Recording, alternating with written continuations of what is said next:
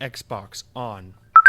Welcome to Xbox On, a podcast with one host about one console, Xbox. I am said host, Jesse DeRosa, and on today's episode, let's talk about the latest Xbox news for the week of June 18th, 2026, including what the hell Xbox, all that and more.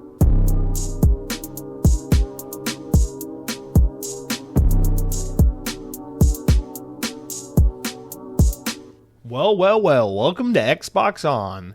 We're going to do it totally different this week because just what the fuck. All right. It's been a minute, a little rusty. Let's get back into the swing of things or attempt to. So last time we talked, guys, this is a fucking whiplash I'm getting just based on the subject matter we're going through here. So last time I podcasted was on Sunday, June 7th, that evening, right after the Xbox showcase took place. And I was like, wow, this is the first time I've been kind of hyped about Xbox in a little while. I'm feeling pretty good about things at this very moment. Then the show went live Monday, the 8th. Then I didn't have a show that Thursday, the 11th. And basically from Monday, the 8th until all the way today, a week and a half later, 10 days later, it's been nothing but a barrage of fucking like earth-shattering, groundbreaking fuck you news from Xbox left and right. And here's the thing is like, I was already a little anxious and overwhelmed coming back to the show after a longer gap than usual because I'm used to the post-E3, post-Summer Game Fest, post-showcase season being full of news because for a little bit there, it's like, okay, well, the showcases were last week, but this week, this developer expanded upon this criticism of this game, and this publisher explained, more about this game that was shown, and we got another deep dive of this, and this outlet got an extended hands-on preview with this game, and you get a lot of like this additional news, this Fallout type of news, not like Fallout the video game, but like Fallout like the afterbirth of the news that was presented the week before. And so I was already prepared for like tons of stories talking about like, hey, this game was at the showcase. Now here's an update on it. In fact, we did get some of that, but this week's podcast is not even going to be about that. In fact, there's a bunch of news stories I just straight up skipped or cut from the show because really this past week, Xbox basically took it upon themselves to go, hey, we've done a pretty good job these past few months really kind of rallying what's left of our fan base and getting them to maybe start to believe once again, even if it's just a little faint amount of belief, it's still there, let's earn that. And that's what the past couple months have been. It's like, here's a new logo. We're changing the name to be all caps again. We're saying some things you want to hear. We're getting rid of the AI in the Xbox app, etc. But then immediately afterwards, it was just like, and you're fired, and now you're fired, and this is over, and that's canceled. And remember that game we just revealed? Fuck it, they're all dead. And it's like, this is just, it's a little bit of a, like I said, the best way to describe it is like, I feel like I'm getting whiplash, just being hit with like the, hey, here's a new game you can play, and everyone who made it is jobless. It's like, okay, fuck me, I guess. So we're not going to do a regular episode in the sense that we're going to try to be comprehensive with the news. We're going to do like little segments about games coming out this week. I just want to get right into it, and I'll be upfront. The past couple days in particular, I've been like, I don't really know how I'm going to like stitch this all together in like one cohesive narrative. So I didn't, because I gave up. Because honestly, if I'm just being honest with you guys, my day job keeps me plenty of fucking busy, and this podcast is not my job, it's my hobby. So rather than stress myself out and overwork myself trying to figure out the best way to stitch together a show based specifically around what's happened last week in Xbox, I'm just going to kind of paste it all here, read the information, and we can just let the conversation take us where it may. The only reason I hate doing that is because oftentimes by the time I've uploaded the show and it's gone live, I go, fuck, I forgot to mention this, and this. But that's okay. Let's just have a conversation. I know there's some talking points I'm probably wanting to cover that I've already left out of my notes here that will probably get skipped over. Oh, well. Let's just try to have the most comprehensive conversation we can have given what all we got here. And thank you to all of you guys who wrote in, because we got lots of write-ins this week, and rightly so. I'm sure, people are either very, let's just put it this way, not negative or positive. Let's put it this way. People are currently very engaged in Xbox news, for better or for worse. That's just a thing that's happening right now. So without further ado, I say we just get into the fucking show, get into the news, and let's try to talk about what's going on with Xbox. All right, so I kind of organized this partially in terms of like what I thought was the biggest story first, but also partially in terms of like which parts of the story complement the part of the story we just talked about to kind of keep it it's somewhat cohesive. But without further ado, most of this is ripped from VGC, but some of it's from some other outlets. But they write, multiple Xbox studios are in negotiations to go independent in an attempt to avoid closure, sources say. This is originally reported by Bloomberg, which first said that, which first stated this, and then the news was corroborated by VGC sources. And they indicate that Compulsion Games, Double Fine, Ninja Theory are among those in active negotiations with Xbox. Let's expand this so we can read it better. There we go. All right. The Xbox studios are said to be at risk of being shuttered, but have the opportunity to buy themselves back from Microsoft and go independent, though employees are likely to lose their jobs as a result, according to Bloomberg's Jason Schreier. Employees, quote, at several studios have been informed of the situation and given permission to seek new work, but were told that the status of the studios are still in flux, he wrote. Cambridge, New England-based Ninja Theory, the makers of Hellblade, announced a new game, Senua, just last week at the Xbox Game Showcase. Both Compulsion Games, known for South of Midnight, and Double Fine, most recently known for Kiln but better known for Psychonauts, have released games in the last year. All three of these studios are known for creating award-winning original games, but not necessarily games that are commercial hits. The potential studio closures or sales come as part of expected widespread cuts at Microsoft's gaming division, which were foreshadowed this week by comments from CEO Satya Nadella and new Xbox boss Asha Sharma, who warned that Xbox's business would be needed to be more profitable in the future.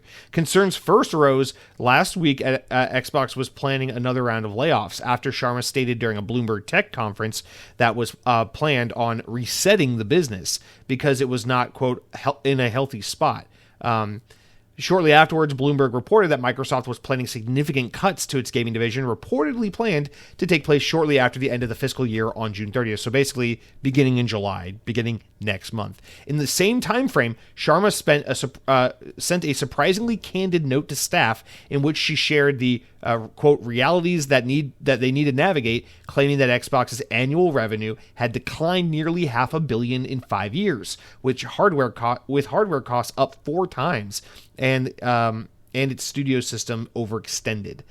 News of the cuts come a week after Xbox's big game showcase, where it shared updates on the biggest upcoming titles and committed to the release of new Xbox console exclusives. The digital showcase was followed by a lavish fan fest celebration and media event in LA. News of the expected cuts come exactly a year after Microsoft's huge 9,000 job cut last summer, which saw the Xbox division hit hard. Notably, a planned Perfect Dark reboot was canceled alongside Rare's Everwild and other projects. Microsoft also made significant cuts to its Xbox division in 2024 and 2023, including 1,900 staff cuts across Activision, Blizzard, Bethesda, and Xbox Game Studios. All right. So that's part one. Let's just actually roll right into this little update here. So a few days after this was posted, a lot of outlets just started flat out saying like, yo, sources say Compulsion Games has officially been shut down. But Xbox has not officially said this. And so Bloomberg had an update on this, or actually I think Bloomberg and Kotaku, I think, were actually the ones who got the update on this. But multiple sources say that the Xbox studios are in negotiations to go independent in an attempt to avoid being shut down, sources say. So according to Bloomberg, this is according to Bloomberg that right now, I guess, despite the some outlets reporting that Compulsion specifically had been shuttered, that they're actually in active negotiations to figure out, can we go independent? Can we find an alternative buyer? What can we do rather than just go straight to shutting down? In an email sent to employees last week, which was later published in the official Xbox blog, or Xbox Wire blog, which we just kind of alluded to, Sharma wrote that the Xbox business had declined to a 3% accountability margin, which is Microsoft's metric used to track its profitability margin. So basically just 3% accountability margin. A couple of years ago, they were talking about being at a 12% profit margin or accountability margin, which they were saying was insufficient. And then last year, the reporting and the rumors were that Amy Hood, the CFO of Microsoft, was demanding, in most cases, a 30%, in some cases, a 40% profit margin, which is just absolutely insane. And now we're getting some more clarity recently that apparently, we're talking about, 40% for games like Call of Duty, but we don't have that, 30, 40% expectation for a game like Kiln or like Keeper or whatever. So I don't know. In any case, it sounds absolutely ridiculous. I feel like for a normal business, somewhere in like the 10 to 20% range is kind of reasonable. 30 to 40% is absolutely mind-bogglingly stupid and like living in la la land if you think that's possible. And currently being at a 3% profit margin is really fucking rough. You have to be a company that moves product at such a massive scale for a 3% margin to be a survivable thing. Like, I mean, that's like we're talking about like Walmart levels of profitability margin. Like, I mean, that's like notoriously Walmart's whole thing is that they sell so much fucking shit. They have so much inventory and so much bulk that they sell in mass for such cheap prices that they're in most cases making pennies on the dollar, on their inventory. But the fact that they do such high volume in all your stores, it makes them absurdly profitable, similarly to Amazon for the most part. And, if you're Xbox, a 3% profit margin is not a good thing because you have the weakest console in terms of adoption rate. You have the least engaged with storefront of the big three. People are buying games on Xbox storefront in way smaller numbers than compared to Switch or PlayStation or Steam, of course. So I mean, this is horrible. This means a 3% profit margin on what is easily by a vast wide margin the weakest and least performing video game platform out there in the market. So this is abysmal. This is horrible. All right, but let's do we want to continue or do we want to stop and talk for a second? Let's see. Yeah, let's continue on with this and then we'll talk. Let's do one more and then we'll stop for a minute and talk. All right. So next up, in addition to shutting down studios, Microsoft is planning major layoffs across the Xbox division next month in July. So this is sticking with that Bloomberg report. Microsoft, let's see, here it is. Xbox is planning significantly slash budgets for marketing and some other areas of the business, according to the report. The cuts come following an appearance by Xbox's new CEO, Ashish Sharma, on Bloomberg Tech in this conference where she talks about resetting the business, as we just talked about. In an email to employees later published, she wrote that we talked about the accountability margin. Okay, so perfect. Let's get to this. She says this is in that Bloomberg Tech thing, and then the memo to staff. Excluding Activision Blizzard King, over the past 5 years, we have spent over $20 billion on ongoing investments in our current platform and hardware subsidy. But our annual revenue has declined nearly $500 million during the time. Going forward, this cannot continue. Sharma's message suggested that Xbox will soon rethink the studios and gaming portfolio in light of cost cuts. She says, we're expanding our studio system when we need a pipeline of content to meet multiple strategies across subscription, streaming devices. She wrote, in the process, we have found ourselves overextended as we executed on changing strategies in a landscape of more readily available content. We are the fortunate stewards of industry-defining franchises and have enormous potential and player demand, but we have not adequately funded them to compete and win. This talking point will come back in a little bit.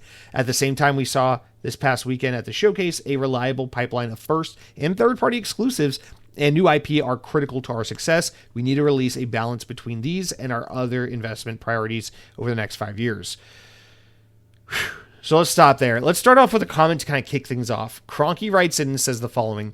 I want to make my Xbox layoff/change predictions. 1, Double Fine is closed. 2, Compulsion's closed. 3, Todd Howard out at Bethesda. 4, Raven closed. 5, Machine Games and Arcane are on permanent support duty for Bethesda. And 6, Blade is canceled. I think if Blade's canceled, you gotta assume that Arcane is probably also shuttered. Cargo Runner replied to you and said, really hope that Todd Howard is out. Why? And I really hope that the new head of the studio hires some professional writers. Todd decided that Quest designers are good enough writers, and he is so wrong. How can you expect designers with zero chance? Okay, I'm sorry, Cargo Runner. I absolutely love you. I don't mean to poo-poo your reply to this. I feel like that comment's just taking it in a different direction from where I want to go, because I think, with all due respect, while there's value in what you're saying, that's getting a little too in the weeds, because we got to think a little more big picture about this. They're not talking about, who gets cut and who doesn't based on like more, I don't know, how do I want to say this? More specific qualities of games, like how something like a Starfield compares to more beloved Bethesda games like a Skyrim or something. I think it's more about the output of studios and what that output translates to in terms of money's made and audience in size of audience. I think it really just comes down to that. So personally, with all due respect to both you guys, I don't think Todd Howard is out at Bethesda, or if he is, I think if Todd Howard leaves Bethesda, it's because he leaves. I don't think it's because Xbox drops him. I think that's highly unlikely, actually. I also think Raven closing is highly unlikely. If you're going to close a Call of Duty studio, it's going to be one of your like support ones, like Beanox or High Moon or something like that. It's not going to be like Raven. Raven is a tier below their primary tier of Call of Duty developer. And if you're going to get someone in that range of things, get Sledgehammer, please. But anyway, no. Joking aside, let's talk about this. I want to preface this whole conversation a little bit. Maybe this is how I should end it, but I don't know. I feel like I need to start with this. I want to clarify something about my personal perspective on the news we got here. Obviously, like probably most of you, obviously like the majority of how the internet is responding, I'm not happy with this news.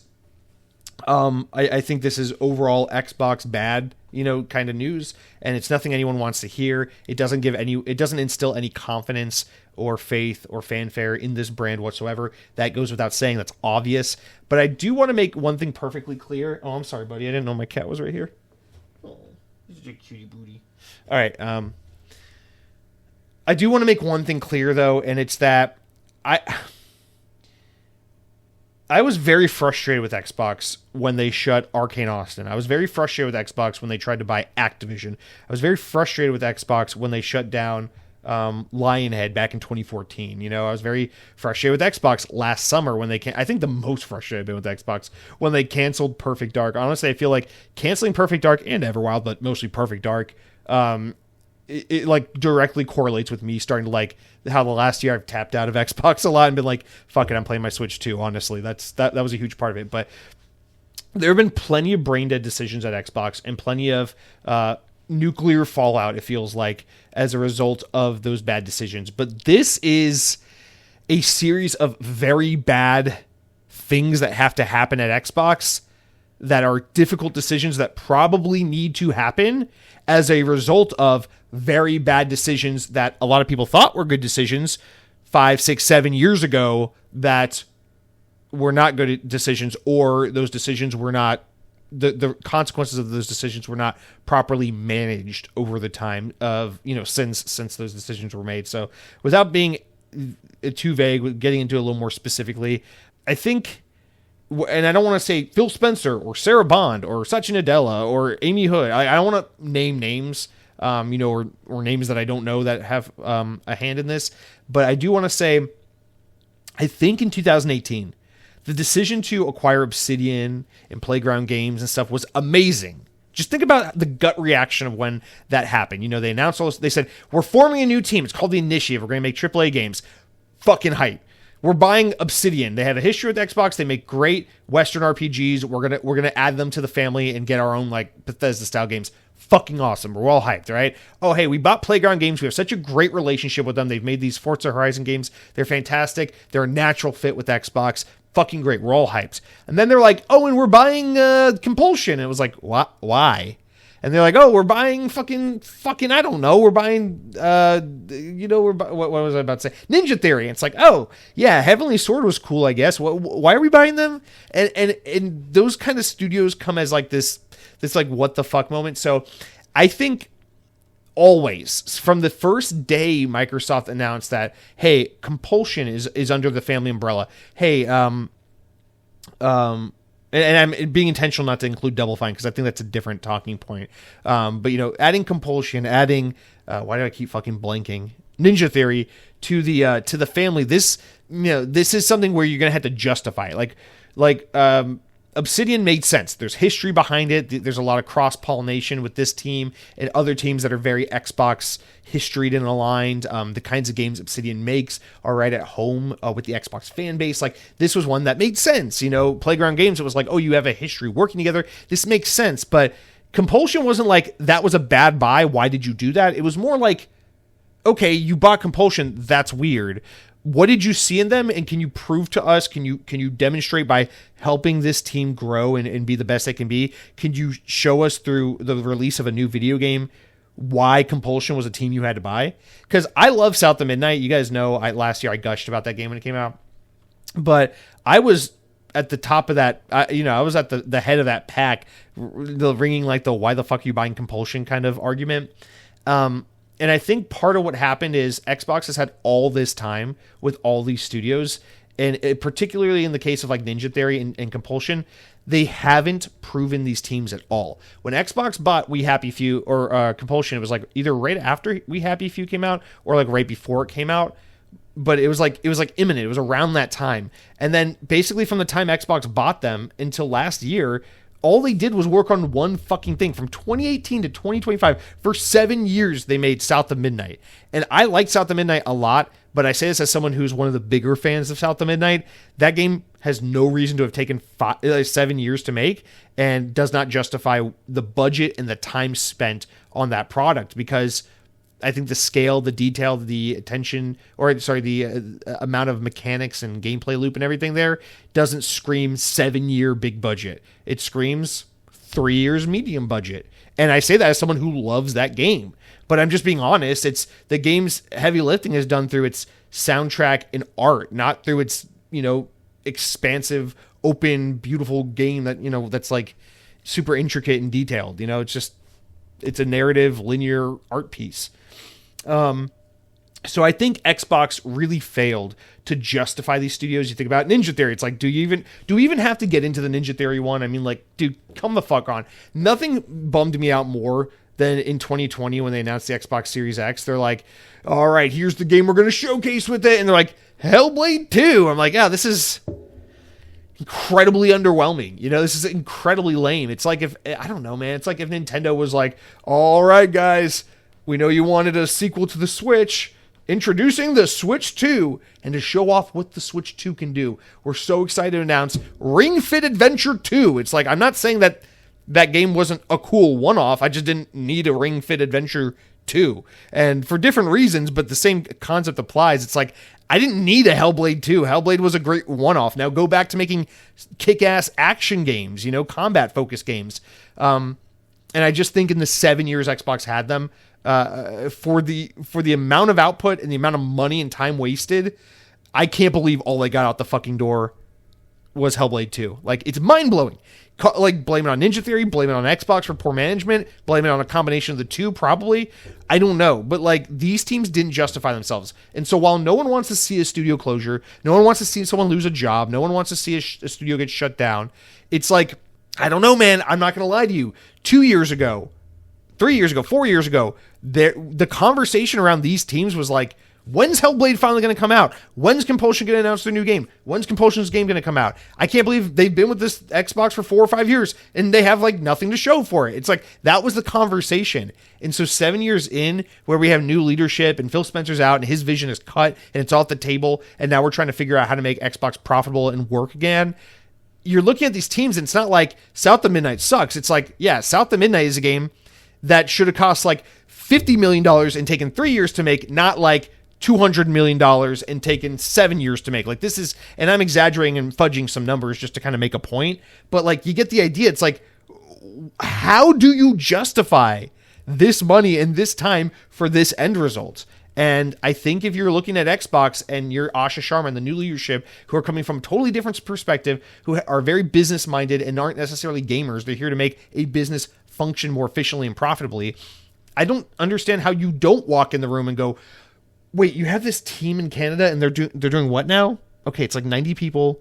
Okay, they spent 7 years making like a 7-hour game about a girl in this like Southern Gothic environment. Okay, that sounds cool. Let me see the game. Holy shit, this game is like, gameplay wise, like a PlayStation 2 game. How the hell did this take 7 years and $200 million? I think you gotta like have your fucking head turned to understand. Like, so Ninja Theory spent 7 years making like this 4-hour fucking tech demo, and it was a sequel to a game that didn't necessitate a sequel, and it did horribly. Even when we brought it to PlayStation, it still did horribly. Like, yeah, and we're gonna make a third one now. It's like, dude, no, shut them down, dude. So like, I totally get that perspective. It is, what it ends up being is because of poor decisions and poor management in the previous administration, the current administration is now in a situation where they have to play the bad guy and they have to make the tough call. Because if you want to fix Xbox, you got to address the problems of Game Pass. You got to address the slow rollout of new games. You got to address the ballooning budgets to make video games these days. Like, you have to address these things, because when you're looking at Xbox and it's fucking 3% profit margin, and the fact that they're selling fewer than 1 million units of Xbox hardware every quarter globally, at some point you got to pump the fucking brakes and go, we are hemorrhaging money. What the fuck are we doing? And so, like, from a business standpoint, I totally understand why Asha Sharma might read the room and be like, so you're telling me we own Fallout, it's like the most popular TV show right now, and we haven't put out a fucking Fallout game in 12 years? What are you talking about? And you're looking around the room and you're like, wait. So you're saying, like, Halo, like, defined the fucking, like, American culture from, like, 2001 to 2010? Like, and all we've done is, like, fucking bastardized the story and not completed anything and made like one game in a decade. Like, what the fuck are we doing with Halo? And I get that. It's like, you're looking around, and we're going to talk about it a little later on the news, but like, they talk about wanting to like double down on and speed up production on their big IP. It's like, yeah, how the fuck did Skyrim release in 2011? It's 2026, and all people have talked about for the entirety of my goddamn adult life is like, Elder Scrolls 6 when? I feel like it, like, towards the end of my high school career, it was like, we got Skyrim and we got Grand Theft Auto 5. And now all throughout college and my adulthood, it has just been nothing but an endless wait for Elder Scrolls 6 and GTA 6. The only difference is Take-Two knows how to run Rockstar, and Rockstar knows how to make a game worth waiting 12 years for. But can Bethesda make a Elder Scrolls 6 that's going to be worth the wait? Dude, I mean, I do not envy them, because I don't think Elder Scrolls is a Grand Theft Auto tier IP in terms of its global appeal. I think it is one step down from Grand Theft Auto. It's very high up there, but it is one step down from Grand Theft Auto. And if you're going to make people wait 15 fucking years to get Elder Scrolls 6, boy, that thing better be fucking worth it. It better make you, dude, the start menu better make you come. It better be so goddamn good. Like, that's how much pressure is on Bethesda to deliver with Elder Scrolls 6. But I guess the thing is, this is the longest preface ever, but it needs to be said. These decisions that are being made are not evil decisions by a careless corporation in terms of like the Ashas and those people making it. It feels like it is a horrible situation that has been dumped in these people's laps, and they are burdened with the responsibility of addressing this big, ugly monster in the room. This is the elephant in the room. They need to do something about it. They need something, it can't go on like this. And so she talks about the first 100 days was listening, was learning the brand, was becoming, like finding out, like letting people talk in her ear and figure out what needs to be done. And then what she talks about, Asha, is that these next 100 days, beginning in June, is all about resetting Xbox. Well, what the fuck do you think resetting means, dude? Like, if you go in your room and you go, my room's too fucking messy and crowded, it's time for a reset. You're going to probably throw out some shit you don't need. You're probably going to paint your walls a different color because you're not a teenager anymore and black doesn't look cool on your walls. You're going to fucking, I don't know, upgrade from a twin mattress to a queen mattress because you're 300 pounds, and even though you're still single, a twin mattress just doesn't do it for your fat ass. Like, you're going to make changes. Like, that's what she's been saying all this time. She's like, Xbox needs a reset. And now she's saying it's here. The next 100 days are about resetting Xbox. So I don't know how the idea of resetting Xbox, while it does entail positive things like the return of console exclusives and things like that, it also includes negative things like looking at studios that do not financially justify themselves and saying, okay, time to figure out a way to part with each other. Whether you guys buy yourselves out, get bought out by someone else, or we dissolve you, something has to happen here. So it's a little bit of both. So I suspect the next 3 months, our entire summer, is going to be painted with this horrible Xbox news, but it's all going to be done in an effort. And I'm not going to say it's going to work. I'm not going to say it's going to be worth it. I'm just saying this is what's happening. It's all about trying to do what you can, shrink Xbox down to its most necessary components and say, okay, now we have the core bones of this product. How can we fix it? How can we make it profitable? How can we grow it now? Right now, they're cutting off the fat. They're trying to trim the cow and get it to a point where they can make you a nice ribeye. But unfortunately, because of the irresponsible, poorly led slew of studios that this new administration's been kind of left with, they now are forced against, you okay, buddy? My little man's sneezing. They're now kind of forced to make the tough calls. So, again, that's not like, oh, defend the corporations, let the people lose their jobs. It's like, even though none of us want this to be the case and all of us hate that this is the reality, it's like, this is what happens when you go on a fucking shopping spree. You don't prove that you know how to manage these teams in this pipeline, and then you let them just run amok for a decade or so. Like, that's what you should expect from this kind of attempt to acquire, grow, and maintain a market leadership position that Xbox has attempted to do over the past decade. All right. So with that said, I feel like maybe we need to expand a little further. So I think obviously there are some higher ups at Xbox, some people in higher positions of power who have seen the writing on the wall and God, I'm going to get the fuck out of here before the blood starts, hitting the floor, before heads start rolling and all that. So we've got the news of a couple important people who are now out at Xbox, beginning with Craig Duncan, the man who is 18 months into his role, Xbox Game Studios head, Craig Duncan. So a year and a half in, he says, all right, I'm out. And this guy has been with Xbox for a long time. He's from Rare Studios, and he took his new Xbox job in November of 2024, but he was with Rare for like fucking decades. So I think it was like 20-something years, almost 20 years, something like that. But via the game business, he will leave Microsoft as of this week, and the studio will reportedly, Microsoft Game Studios will now directly report to Xbox Chief Content Officer Matt Booty until a replacement is found. So this guy left, and there is no interim person. Like, he's just like, fuck it, I'm out of here. In addition to that, and some people are saying this is just coincidence because of how operationally detached Activision seems from Xbox despite the ownership structure. But this was announced this week as well. Treyarch Studios head Mark Gordon is stepping down from his role after 22 years at Treyarch, of course, the team behind the Black Ops games. After spending nearly, it doesn't say, there's a typo or a miss something. After spending a long time at UK-based Cyrox Development, later named Climax London, Gordon joined Treyarch, where he was started as a technology director on GameCube and PS2 games like Ultimate Spider-Man, bring it to fucking Xbox, and all the rest. He worked on Call of Duty 2, Big Red 1, and all these old fucking Activision games, but then continued with Treyarch as a co-studio head beginning 2016 and throughout all the time before, worked on the Call of Duty World at War and then every Black Ops game ever. So, I mean, like, he is a huge part of Call of Duty. He's been a long-standing Activision guy, and he's just like, fuck it, I'm out. And he's being replaced by Kevin Hendrickson and director of production Yale Miller, who are both younger in the company. So this is... Again, this is just... Actually, I don't know that. I thought I had that there. Never mind. Let me erase that. I don't want to put false info out there. But anyway, the important thing is here is it's like, okay, now you're starting to bleed more talent. You guys already don't have a lot of big talent. I mean, because you lost like the Shinji Mikami as soon as you got him, and the Pete Hines types left, and all this stuff, and you shuttered Arcane Austin, you shuttered Tango and all these teams. But I think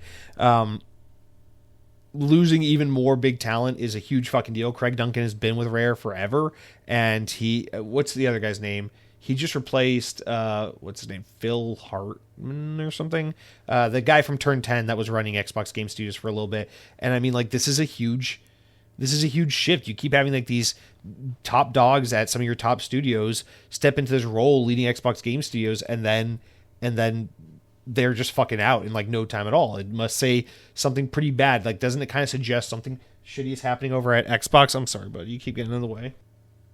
So you have studios closing. You have this impending mass layoff. You have people of note just jumping out of the fucking corporate window and saying, "I'm out. I'm done."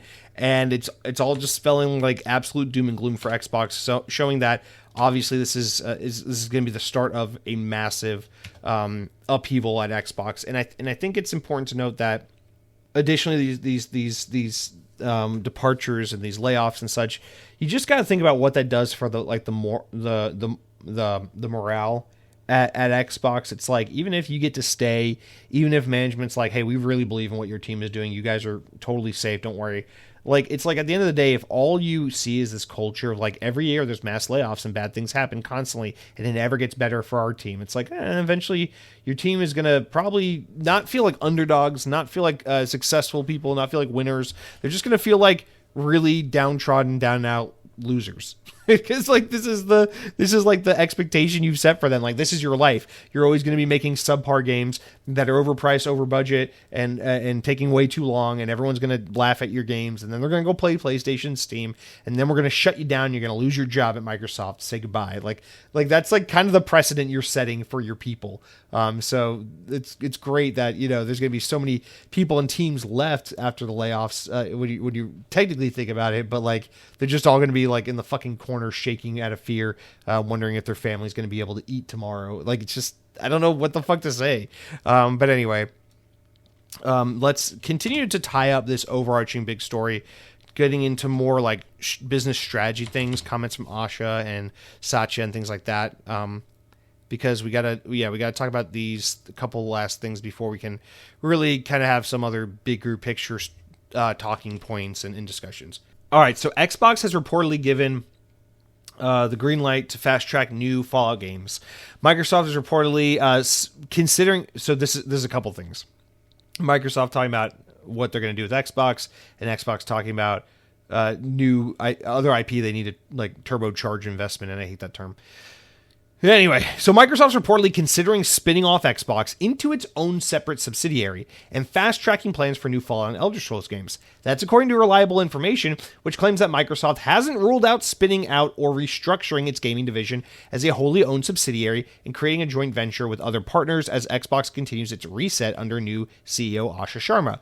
Making Xbox a subsidiary would, in theory, allow it to let it be more autonomous from its parent company and set its own budget and strategies, and potentially make it easier to sell off its future. Sell it off in the future. Microsoft currently operates LinkedIn and GitHub as wholly owned subsidiaries, so it's not like they don't already have a couple under their umbrella.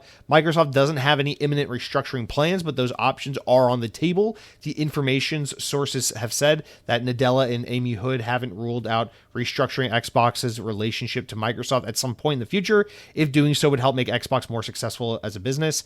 In addition to its claims that Microsoft CEO Satya Nadella and Chief Financial Officer Amy Hood have approved of Sharma's plan to spend more on top-tier games in the coming fiscal year beginning in July. In particular, it's claimed that Xbox will move faster on developing new games and bigger franchises like Halo, Fallout, Elder Scrolls, with Sharma reportedly keen on those latter two IP. Bethesda hasn't put out any new mainline Elder Scrolls games or Fallout games in over a decade, which is likely a frustrating situation for the parent company, especially considering the popularity of the Fallout TV show, which we just talked about. All right, let's read a comment real quick, and then we'll get into a discussion. Proton Pac-Man comes back and says, "Surprise, I'm back." With Asha's comments about the dire need for Fallout and Elder Scrolls to come back, I think it's highly likely that Obsidian is forced to return to the franchise and crank one of those bad boys out. I know Avowed had great qualities, but doubling down on that franchise after tepid reception from the first was always strange to me. Yeah, they talked about doubling down on that. It's a good poll. And then they also basically confirmed that they're going to stop Outer Worlds development. Well, that might be why they can double down on Avowed, is because in place of Outer Worlds, they're doing Fallout, because in a weird, when it comes to Obsidian's RPGs, Outer Worlds is to Fallout what Avowed is to Elder Scrolls kind of logic. So it's like, if they're going to take their Fallout style game and say, hey, no more Outer Worlds, then you can keep working on Avowed, but also maybe it's because you're going to replace your Fallout game, Outer Worlds, with Fallout. So that's a possibility. But yes, I think everyone's first instinct is that most likely they're tapping Obsidian for a new Fallout game, which I would love. But I'm also like really open to the idea of just like everyone being able to take a crack at it. Remember, like after Halo Infinite, how for a long time everyone's like, dude, just fucking let fucking like Treyarch make a Halo game, and let Raven make a Halo game, and let the Coalition make a Halo game. Like, stop treating it like only Halo studios can make Halo games. Like, let other Xbox teams take a crack at Halo, since 343 is struggling so hard to make Halo, as great as it needs to be. And I feel kind of more that way with this, where it's like, why does Bethesda have to make the next Fallout game? Why can't you make other types of games set in these universes and be like, hey, Ninja Theory, instead of making another fucking shitty Hellblade game that nobody wants, can you make I don't know, can you make a game in the fucking Elder Scrolls universe? You're good at making these old fucking sad, muddy, medieval looking environments. Maybe you can figure this out. Maybe go, I don't fucking know, go to Compulsion and be like, can you make some kind of like Fallout spin-off game instead of making another obscure game that looks pretty and has like no mainstream appeal? And listen, I'm not saying that I would prefer that future, because I personally prefer what we had, which is like Compulsion, feel empowered to go make whatever you want. Double Fine, feel empowered to go make a bunch of little fucking indie games instead of a new AAA game. I thought that was cool, because I think Phil Spencer and his team clearly had a lot of respect and admiration for the developer and really understood their position and really wanted to empower them with his power and resources. But despite that, you have these massive franchises that are obviously your big pulls if you want to get some fucking cash out of this brand. And the fact that you're letting these things lay fallow and not really exploring them aggressively enough just shows that you don't know how to extract money out of this cash cow you have. It's like, listen, I'm not saying the best way to do it. If we're talking about being a healthy, profitable company, it might behoove you to actually, I don't know, make a fucking Fallout game or make Halo games in less than 10 years and don't have them constantly reset the universe and then kill off other story points in novels that like one person ever reads. Like, maybe we stop doing that. So I think to take this conversation and scope out a little bit, I do think that's the important point, is that we need to double down on our surefire IP and making Gears of War. It's a great idea because a Gears of War game is going to do well. Making a new Forza game is a good idea because a Forza game is going to do well. So it's like you can have some experiments. You can have a Pentiment and a Keeper and things like that. But at the end of the day, like, the thing that's going to keep the lights on is Call of Duty, Halo, Forza, Fable, fucking Elder Scrolls. Like, this is your bread and butter. So don't be intimidated by the opportunity to use them and make money. So I think you need safe bets when you're in a situation like the one they're in, where Game Pass is bleeding you dry and your fucking market hates you and doesn't buy games on your platform, and you've incentivized everyone else to stay away from your platform. I think you need some surefire money makers. And if you own these IP and you're not using them, it's pretty obvious that's one of the first things you can do, to make some fucking money. Like, if you run out of closet space, the first thing you're going to do, my mind just totally fell apart. I don't know where I was getting at, but I think just in summary, it just, you got to go chase the money where it obviously is and get your brand healthy again, because taking risks and experimenting and stuff is a luxury that you kind of don't have right now because your brand is in a dire situation. Which, another thing I appreciate about Asha and her leadership is, like, they tell you the truth. They tell you, like, Xbox is in a bad fucking place. Like, we're doing really bad. We're down $500 million annually in revenue. Like, this is not good times. Like, and I appreciate that, because it's like, if you're resetting Xbox, if you're recommitting to Xbox and its fans, and you're trying to do right by this brand and trying to turn the ship around, it's like, you're not going to get anywhere by lying to yourself. You're not going to get anywhere by denying the realities of the situation. You just got to fucking go in there, get your hands dirty, and do what needs to be done. And I think, pumping out a couple Fallout games and Halo games and things like that is a good idea. Maybe instead of telling your studios go make a game that nobody's ever going to care about, maybe being like, hey, Compulsion, we like you guys a lot, but I think after how South of Midnight worked, maybe it'd be a better idea to play it safe for your next project. Hey, we're looking to make a new Elder Scrolls game, a new Fallout game, and a new Halo game. Do you think between those three IP, you guys can come up with a couple interesting, interesting ideas and maybe pitch one or two games that you might be interested in making in one of those universes, and then let them, like, go to fucking work for 6 months and then come back and be like, yo, how about this, and this? And then they could be like, oh my God, that's a great idea for a Halo game. Let's do that. And then, Compulsion's next game could be a game that might help keep the fucking lights on. So it's an unfortunate but necessary reality of the situation.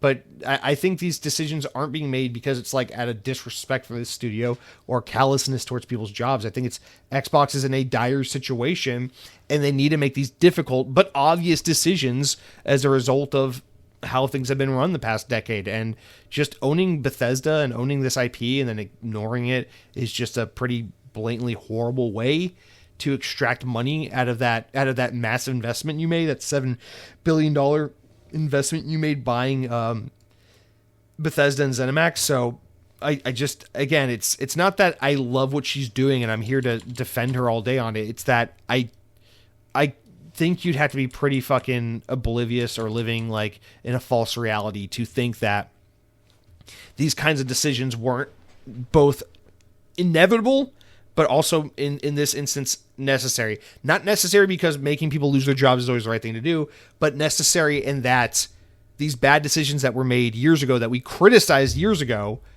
surprisingly didn't end up being good decisions in the long run, and now we have to do something about it. All right, so let's talk about Satya Nadella's comments on some of this. So he was in some live event at Hard Folk, which I don't know what that is. It's a New York Times podcast. Okay. So he says, this is the 25th year of Xbox, and we're thrilled about the progress we have made. Gaming is an interesting way at Microsoft. Is interesting in a way at Microsoft. It's older than even Windows or Office. The first app we ever built was Flight Simulator, and so it's a long heritage. Xbox itself has been there for for 25 years.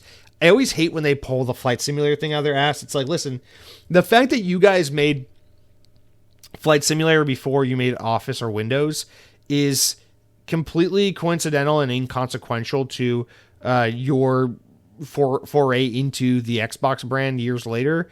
And you guys just keep pulling at that as an anecdote to build some like falsified straw man history about Xbox that isn't real, or about Microsoft and gaming that isn't real, just purely coincidental. It's like, yeah, they made a game once. They weren't a gaming company until Xbox was around. Please calm down. But anyway, he says the challenge now for us is to think about how do you innovate both in hardware as well as games going forward in an economically viable way. Oh, there you go. I think one of the things Asha, who's just taken over Xbox, put out is that we've invested a lot. No one can accuse Microsoft of not having invested for the last 25 years. And now we have to turn that into sustainable business that delivers what it fundamentally one of those best sources of entertainment still, that we are one of those best sources still. We'll get back to that. He says, according to Nadella, Microsoft's challenge in gaming is that it has not been monetizing its entertainment properly. In fact, if anything, we've been subsidizing the entertainment, he said. In fact, there's more monetization of Xbox games happening on YouTube than there is at Microsoft. This holy shit, dude. The CEO went on to claim that creating a more sustainable future for Xbox doesn't mean we go do things that are unnatural. He said that we want to do what really is our job, which is to build great games, build great hardware, and we've got to do it in an economically sustainable way. In the full interview, Nadella claims that the components price surge that we've seen for like memory and things like that are a temporary issue, but he said that he's more concerned with identifying the strategic position for Xbox alongside PC and mobile gaming, as that is more of a long-term issue. So, all right, let's get back into this conversation. I don't know if this is supposed to be like interpreted as like an enduring, respectable thing to say, but when he's like basically talking about how Asha helped him to realize and see, it's like, hey, we've already invested a lot of money on these teams and everything in the past 25 years. So how do we turn that into a sustainable business? It's like, here's the thing, man. You bought the bulk of these Xbox game studios in like 2018, 2019. Like, if you haven't figured out a way to make it work with a lot of these, especially considering how little you paid for them, that's an embarrassment and an admission of fault on your terms. It seems like, honestly, the only acquisition they've made that's been a highly profitable one for them was maybe Playground because of Forza Horizon. But so that's the first thing. Like that's not an impressive thing to say. Like, hey, you can't say that we haven't invested a lot in the past 25 years because nobody's invested like Microsoft. It's like, okay, Donald Trump, calm down. It's just that's like not a flex. That's actually like an embarrassment because you guys have so little to show for. The $7 billion you put into Bethesda, you have so little to show for. The $69 billion you put into getting Activision, like, it's actually more embarrassing than anything, and I just don't understand why they would word this in such a way, because it kind of suggests that, like, they're proud of how much money they've wasted and how little they have to show for it, because he's like, we're so proud of how much we spent. We're so proud of what the brand has accomplished, but we make no money and we're trying to figure that out. That's what we want to do. And it's like, they're kind of throwing Game Pass under the bus, it reads to me, because the CEO goes on to say, talk about creating a more sustainable future for Xbox, but he says, that doesn't mean we go do things that are unnatural. I'm sorry, Satya, but buying Activision is fucking unnatural, you freak. He also says we want to do what our real job is, which is to build great games, build great hardware, but we've got to do it in an economically sustainable way. It's like, yeah, that's why Game Pass shouldn't fucking exist, because it's not economically sustainable and it's not a natural way to handle this business. It was a great experiment. It didn't work. Let's move on. But yes, they have been doing nothing but spending money frivolously, mismanaging the assets they've acquired as a result of that money spend, and then they've been operating their business in such an economically unsustainable way that it is astonishing to me that they have the Satya Nadella, the CEO of Microsoft, has the audacity to go out and say live in front of others, yeah, we've spent so much money. We've made so many strides and initiatives. We just don't make any money, and it's been 25 fucking years. It's like, yeah, that's an admission of guilt, and that's something to be ashamed of. That's the way I see it. And I don't know, man. I just, I think identifying that they have these short-term issues with pricing components and things like that, even though despite it being a short-term thing, it's vastly affecting the development of a new next-generation hardware that's supposed to be out soon. So it's not like it doesn't have far-reaching consequences. But anyway, despite that, I think the fact that Xbox is openly talking about and acknowledging a need for strategic change, I think is promising, because I really think the only way we're going to fix this is if we take Game Pass and basically make it like PlayStation Plus, honestly, because I just, I think if you keep trying to make Xbox Game Pass forever this day one thing, you're going to forever have an ecosystem designed around encouraging people not to spend money and fucking over any opportunity for your tentpole first-party games to find commercial success, especially if you're looking to do things like, I don't know, console exclusives. But anyway, let's continue on with this talk about affordability, especially as it pertains to hardware, because Ashish Sharma talks about this a little bit more in relation to Project Helix during that this Fortune Live event. So it says, when the previous leadership of Xbox first announced plans for a next-gen console, it was billed as a very premium system and the largest technical leap you will ever see in hardware. However, in the years since, the price of memory storage components has rocketed, driven by demand for AI data centers, forcing many consumer devices, including PS5, Xbox, Nintendo Switch, etc., to raise prices dramatically. Speaking during a Fortune Live event, Sharma called the component price surge a crisis for the games industry and suggested that Microsoft was exploring ways to reduce the price of its next-gen console, which in current conditions would surely cost far more than the Xbox Series X's $500 launch price from 2020. Quote, this is what Asha says, look, on the hardware, we are in a crisis right now. The entire industry is, there's a shortage of memory and storage, and the costs are exponential. There are usually, at this point in the generation, about 50% of the cost, and we're still seeing them go up about 2.75 times. They're actually up 50% since they started. They're going to be up effectively 7.5 times. Pricing is a lever, of course, but we must think about other options as well. We must think about other ways to think about the cost construction of the console. We must think about how we create different plans so more people can participate in the console. We must think about our partnerships that will allow us to do better in distribution and reach, and we must think about the experiences that we're creating outside of that as well to reach new audiences. Sharma did not provide specifics on the different plans that could make Project Helix more affordable, though she did appear to suggest Xbox might not view the large technical leap you will ever see as the best plan right now. This is why you don't talk all the fucking time. It's like, even if that was the plan, it's like, this is why you don't talk. You don't need it. Sarah Bond, Phil Spencer, you don't need to tease your new Xbox console that comes out in 2 or 3 years right now. Just shut it. Because you said that not knowing all this shit was going to happen. How could you? And now here we are. Anyway, Sharma says, I think that we will continue to look at new business models. I think that is what is needed for a console rather than just the most premium high-end console in the world. Basically saying that Sarah and Phil's original vision is just not the right play. She says, I think we've reached a point where it will be hard to imagine that mass audiences can afford thousands of dollars to spend on a console generation. And so I think that we will start to radically see different business models that we never expected to start to come into orbit later this year. Later in the interview, Sharma reiterated that Project Helix will be able to play PC games despite all the talk about its cost. It will still offer leading-edge performance, but there's material work to do that makes sure that it is available to the people that want to play, and so we're working on that, she says. One potential solution could be around storage. Sharma suggested how much it offered to consumers out of the box. She says, quote, for us, I think that we have two very different, let me try this again. I think we have to think very differently about storage and memory going forward. We'll have to apply new techniques so that we can compress that. We'll have to empower customers to have very flexible storage offerings, and we will have to empower new types of games so they can fit a device.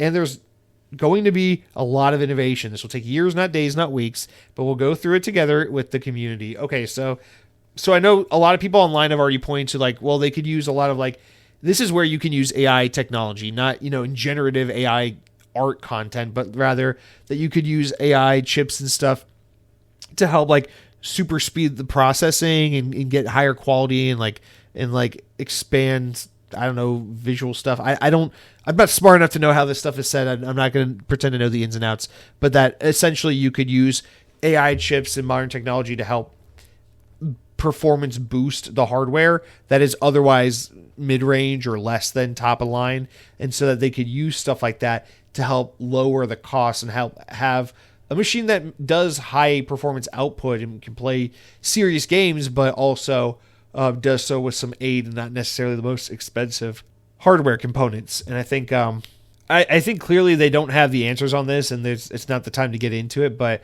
needless to say, when they're looking at the next generation of Xbox, they're trying to figure out the way to get that cost down to something reasonable. You got to think that's like the next Xbox has to run games better and way more powerful than the last Xbox.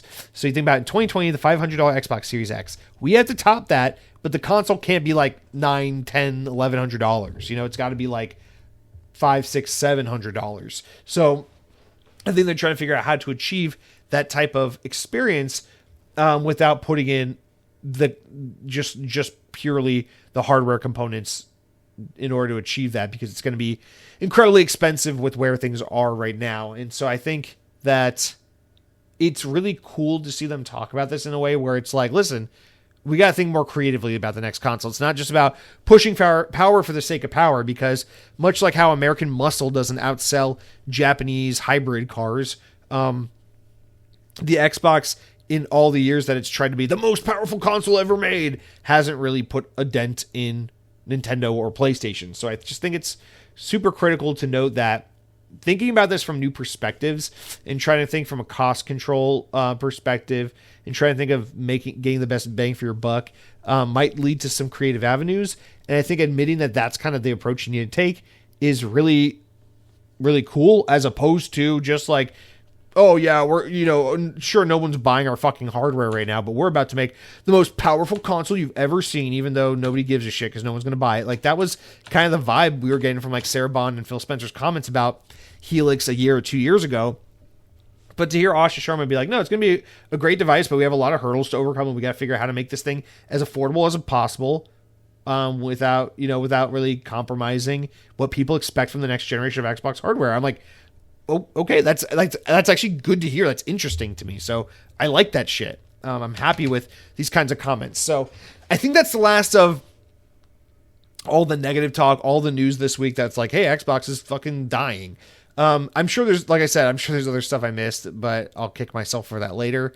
There's just a lot to get to here. I know, that new fucking, anyway, we won't get into it. So I think just on a large scale, I guess maybe I didn't have as much to say on this as I thought I did, but I still think at the heart of everything that we're up against here, it's that these are necessary decisions that have to be made, and they're evil. I think the way you can do this the most humane, and I know the reporting is already pointing to like that's kind of the direction they're taking. I think if you can find a way to meet with Compulsion or meet with Double Fine and say like, hey, we want to do with you kind of like what we did with Toys for Bob, let's figure out a way, kind of like what we did with no, I almost said Tango. That's not what they did with Tango, but kind of like what they did with Toys for Bob. It's got to be like a, hey man, you don't really fit into our portfolio right now. I don't really think we need you.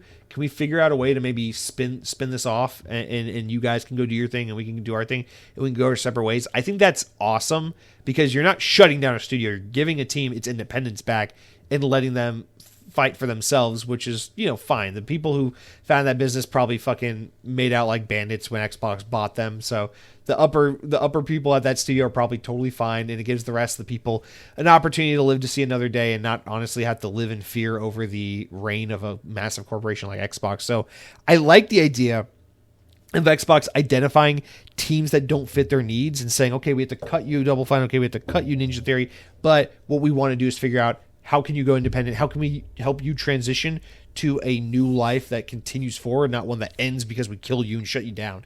So I think that's fucking cool. Now, let's talk about, we keep talking about Compulsion. We keep talking about Ninja Theory. So talking about like Double Fine, listen, this is where we start to get into some interesting territory. And you can even bring Obsidian to this because even though I think they've made some great games under Xbox, aside from Grounded, like they really haven't commercially killed it. They've been kind of living in the shadow of Bethesda with games like Outer Worlds and Avowed, and then they're making like these smaller games like Pentiment and stuff that are super cool and highly respected critically, but just don't do anything for commercial sales. And this is what I want to get into, and it kind of comes more into like the Pentiment discussion, and then if we're looking at Double Fine, more of like the Keeper and the Kiln type games. Because here's the thing, and this is one of the things I used to actually praise Game Pass for. Listen, when the strategy 5, 6, 7 years ago was, hey, we got Game Pass, it's the Netflix of gaming. The only way this thing is going to work is if we can feed this monster tons of content all the fucking time.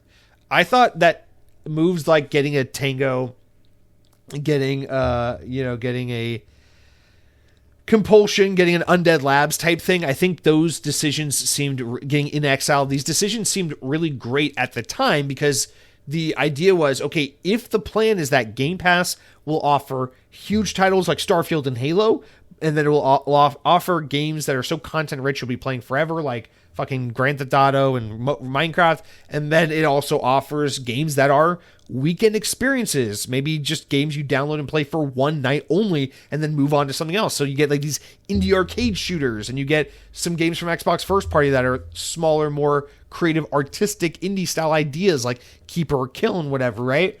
And it's like, okay, I see that. That's cool. And the fact that Double Fine is a developer that has historically made a lot of those types of smaller downloadable Xbox Live Arcade style games, I think it's such an awesome reality that you bought them, gave them the backing of Xbox and Microsoft, and then said, but still feel free to make those smaller, more niche games if that's what your heart so desires. We're not going to put you on Psychonauts duty and tell you to put out Psychonauts 3, 4, 5 in the next 4 years or something. We're going to let you do your thing and find your way. And I think that at the time that was so cool because, the idea, the dream was that you as a Game Pass subscriber would pay $20 a month every month. And yeah, you would be subscribed because you can't wait for Gears of War, you can't wait for Fable, and you can't wait for Fallout or whatever. But in between those big games, you were being fed, that Ubisoft Assassin's Creed from 2 years ago that I never played. I always wanted to play that. It just came to Game Pass. That's awesome. Hey, this new indie developer just dropped this new game where it's like kind of like a top-down dungeon crawling roguelike. I'm going to try that out for the weekend, see how it goes. This indie developer made a game that's like a pinball an arcade management simulator game. That's going to be fun for a dozen hours. I'm going to move on. This game is like a fucking twin sticks arcade score chasing shooter game. Okay, I'm going to play that for one night and enjoy it and then move on with my life. And when that was the dream and the hope for Game Pass, I thought this approach to the market made sense. But now, because you fucking bought Activision, because you put your games on PlayStation, because you fucking broke your old brand, now you're in a position where the only way any of these studios make sense is that there is a large return on investment. You need to make a Fallout, an Elder Scrolls, a Gears, a Halo, a Forza, in order to justify these games' existence and in order to justify Game Pass, because the only thing that's going to pull someone into Game Pass is super AAA content, but the only way you're going to fund super AAA content and make it profitable is by selling it on other markets and things like that. So this is how you get into that mess. And now Xbox is in this tricky situation where Asha has to walk in and go, wait, this was your game plan? This is what you guys were doing?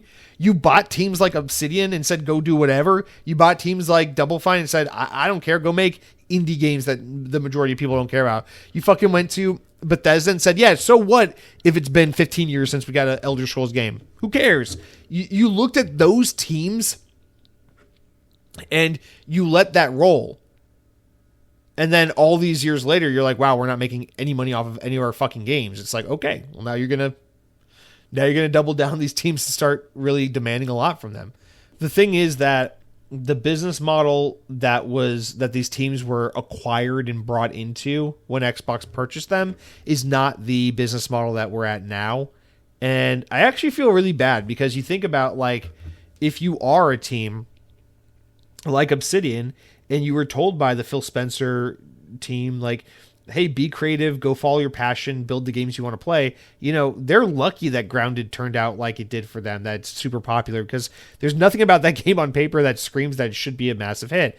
But when you look at games like Pentiment and Avowed and these games that underperformed for them, it's like, yeah, that's unfortunate that you were told to go and make these kinds of games and then they didn't work out for you, because now that Xbox is like, well, fuck that. Now we just want games that sell like Call of Duty levels of copies. Now it's like, okay, well, that's not fair, because, you know, I spent the last 4 years making this game that was like a smaller game because you told me to feel empowered to make whatever I wanted. And now by the time this game finally comes out, it's in a market where like the expectation is that we're making fucking Call of Duty in Minecraft style games all the time.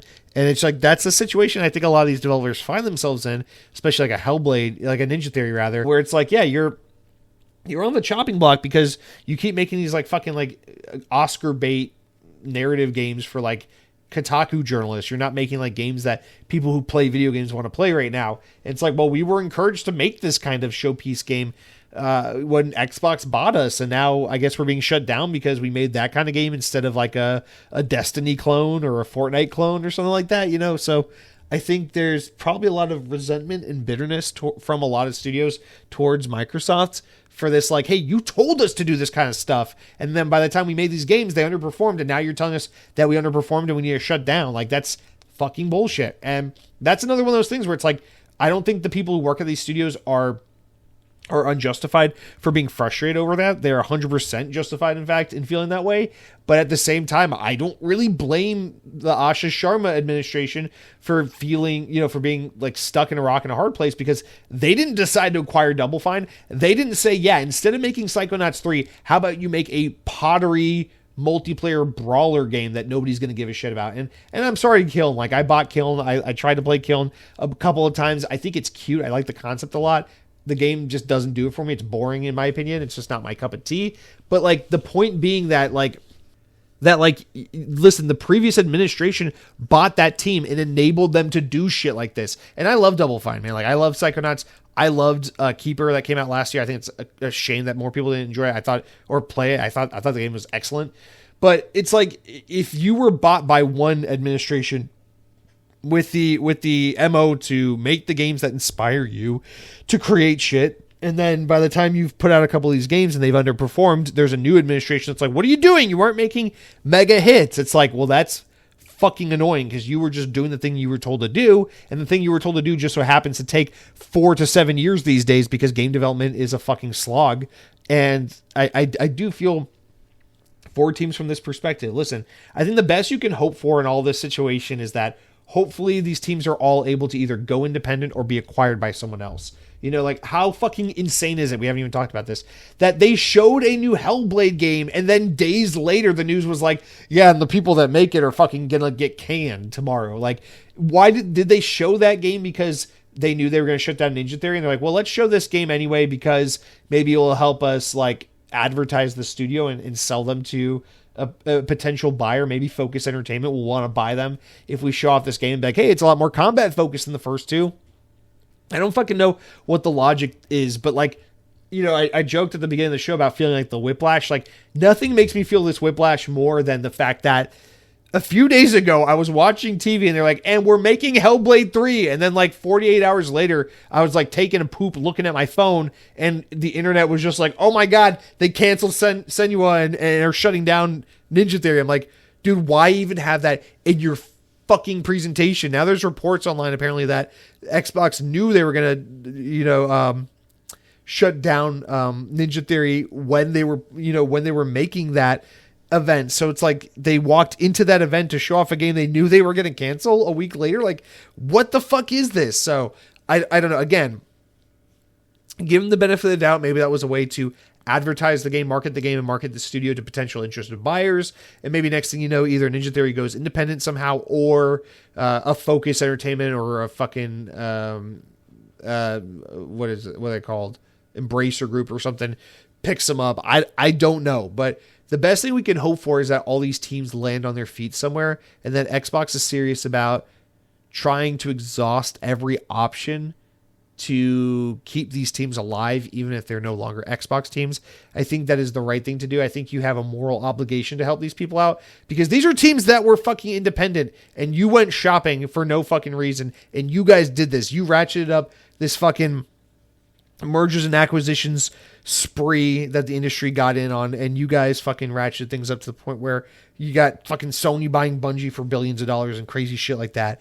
So I just think it is also critical to hold, I don't know, Xbox accountable at the end of the day, because I say this as someone who was vehemently opposed to the Activision sale in the first place and was really frustrated that Xbox was pursuing that, because it just shows that, like, I'm sorry, I'm not trying to be pompous, but like everyone like me who were saying things like the things I said back when the Activision deal was first announced, we were right, dude. This is why mergers and acquisitions are bad. This is why mass consolidation of the industry is a bad thing. We just need more opportunity to leave these fucking developers the hell alone. Let them do their thing, operate their way, make what they want to make.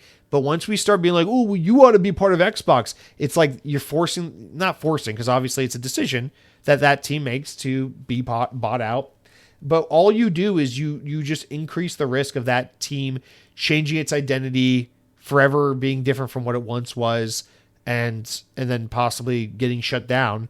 And it's like, we don't fucking need that, man. Just let there be a variety of vendors out there. Let there be a whole cornucopia of independent developers, big publishers, first party, third party stuff. Let there be everything. But when you go out and you buy an Activision, you put a huge fucking target on your back from corporate, because you spend an unfathomable amount of money all to put Call of Duty in Game Pass, just for Call of Duty on Game Pass to not fucking work out. And I just like, and that's the other thing. It's like you're running Game Pass. It's a loss. It's not a loss leader. It's just a piece of shit, like fucking service that is killing your brand. And now you're stuck because you rely on the revenue you get from Game Pass every month, despite the fact that it's not sufficient for being a profitable business. But you rely on that revenue every month to help continue to fund the game development that you're doing. But at the same time, day one Game Pass is what's making your fucking console die, because it's forcing people not to buy games on your platform, and then it's forcing the only appetite for your games to be purchased on competing hardware, and then you put your games on competing hardware, and then people only buy your games there, and then it just fucking is a lose all around. So yeah, I mean, sorry, I'm getting so like tired of just ranting for an hour and a half straight on this one topic that like I'm starting to like space out a little bit. But yeah, I think ultimately these are shitty moves. I don't condone them. I'm pissed at Xbox, but I just want to be clear that it's like, I'm pissed at Xbox because they made a shit ton of bad decisions 5 years ago and 7 years ago, and etc., as we've said. And I'm pissed because they were mismanaged and they just lied for years and said, don't worry, I think, who was it? Aaron Greenberg, who was like, don't worry about whether or not Game Pass is profitable. Don't worry about it. We're Microsoft. We have plenty of money, and stuff like that. It's like, don't say that. Don't sound so pompous and confident just because you're Microsoft when your brand is clearly in a distant last place. It's just, they just keep making themselves look like assholes, and they keep putting their feet in their mouths. And I just wish so badly Xbox could just shut the fuck up. And more importantly, I wish that these executives spent more time truly thinking about the consequences and what the right decisions to be making to leave this company are, as opposed to just going on social media and constantly talking to every fucking fan with two followers and an Xbox logo in their profile pic. So, yeah, I guess to just walk away from this topic, I don't blame them for having to make these decisions. I will blame them if they don't try every opportunity to do these things the right way, try to find buyers or spin these companies off independent. But I get that these cost-cutting measures and layoffs are a necessary evil, because you guys have ran some bullshit fraud of a business market or model for the past decade, and now it's time to fix things. I'm still hopeful that Xbox can fix things. I'm still hopeful that Xbox will... I don't think they'll ever get back to being a close second place with Sony, but I think they can get back to being a viable but distant third place option on the market. So I'm saying they won't ever get back to Xbox 360. But I really think they could get back to Xbox One level of adoption and output. And that's the thing I feel like people were so mean on. It's like everyone thinks so poorly of the Xbox One, but the Xbox One did okay. It sold like over 50 million units lifetime. It's not the best ever, but it's definitely healthy enough to sustain an audience and a player base and justify a platform. In addition to that, it had great fucking games that people spent money on, and only during the latter half of its generation was it poisoned by Game Pass. I think it would be so helpful for Xbox to look at that generation and be like, can we at least achieve that again? Because this past generation has been such a fucking fall from grace that it actually retroactively makes Xbox One look like way less of a hassle, way less of a nightmare for that company to deal with. And then there's one more thing I was going to say. Oh yeah, the last thing that we read but didn't really touch on was Satya Nadella's comments or Xbox's reported interest in potentially spinning off Xbox. I know a lot of people are like, whoa, what the hell? But making Xbox a subsidiary of Microsoft, I think it's actually kind of surprising it's not already. But that's not an end of the world situation. It just makes Xbox its own company that is owned by Microsoft. And that, I mean, it's probably better for them tax-wise, because they can, Microsoft can kind of do all their stuff on a smaller tax bracket, not having to account for Xbox, and vice versa with Xbox. They get some more breaks being a smaller company than being all of Microsoft. And then also the big thing is it just gives Xbox more of an opportunity to operate as its own independent thing, disconnected from Xbox or Microsoft. And then if for whatever reason they're able to turn the business around and get it really healthy, they could have this really successful subsidiary. Or yeah, sure, if they decide they want to sell Xbox one day, they can do that with a healthy, version of the company. But I saw a lot of people being like, oh my God, they're going to spin Xbox off and kick it out of Microsoft and make it its like own thing or dissolve it. It's like, no, that's not what that means. It just means that they're going to more legally and financially cut a line between Microsoft and Xbox so that they're each kind of their own separate things, I don't know, like Sam's Club is a subsidiary of Walmart, I think. I don't know. Fucking doesn't mean that the $5 rotisserie chicken isn't great every time. Oh my God, I'm tired.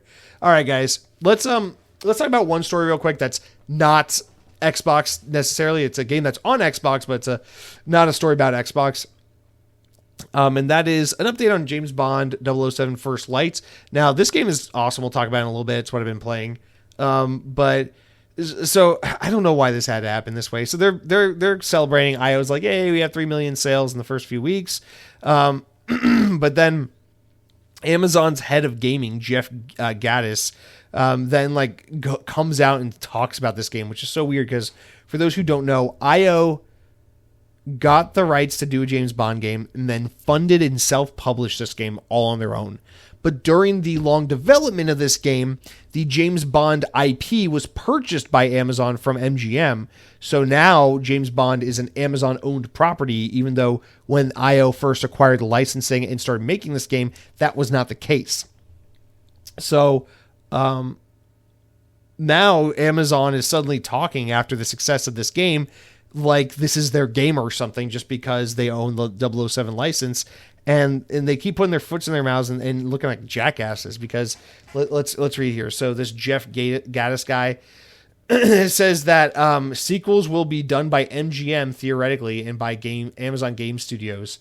So instead of being like, we're so happy with what IO's done and we want to keep working with them now that, we're the stewards of this IP, instead they're just like, yeah, it's our IP. They did a good job, but we're going to take it over from here. It's like, what are you fucking talking about? But to clarify, I think a lot of people are reading this as them saying, we're not going to let IO make a sequel to this game that everyone is loving right now. Instead, we're going to make our own James Bond games. It's like, no, I think what they're saying is like, based on the success of this game, we're happy with what we're seeing. We would love to work with IO on another game, but we're publishing that. They're not self-publishing it because we own this IP. We're going to get paid. Everything's going to be good for both of us now that this is a proven video game series.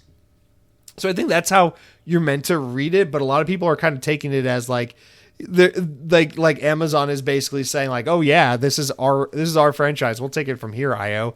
Thanks. But it's like, yeah, I think the obvious thing is they're coming under fire for some of these comments, and then like later the guy like readdressed the situation and tried to like defend himself. But here's the thing, it's like you just didn't have to say anything. You could have just been like, hey, IO Interactive is a company we never worked with, but they had already licensed and begun the development of this game back when we were in the acquisition phase of getting MGM and the James Bond IP. But now that we see this game has come out and it's doing incredibly well, we're super excited to see that they've been such great stewards of our newly acquired IP.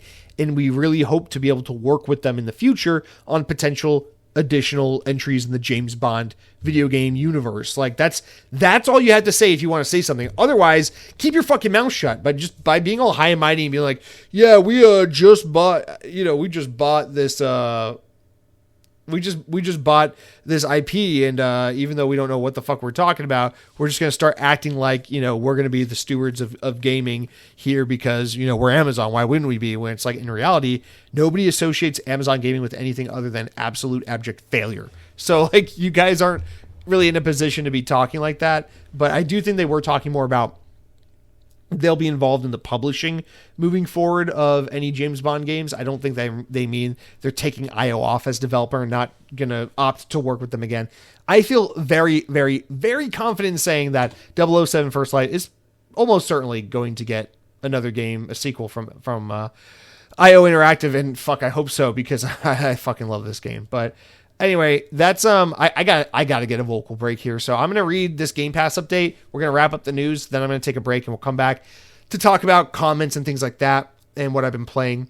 So, all right, from Xbox Wire, there are some new games coming and going from Game Pass. So available as the day this podcast goes live, Junkster, which is day one Game Pass, Call of Duty Vanguard, and EA Sports FC 26 are all now available in your Game Pass subscription.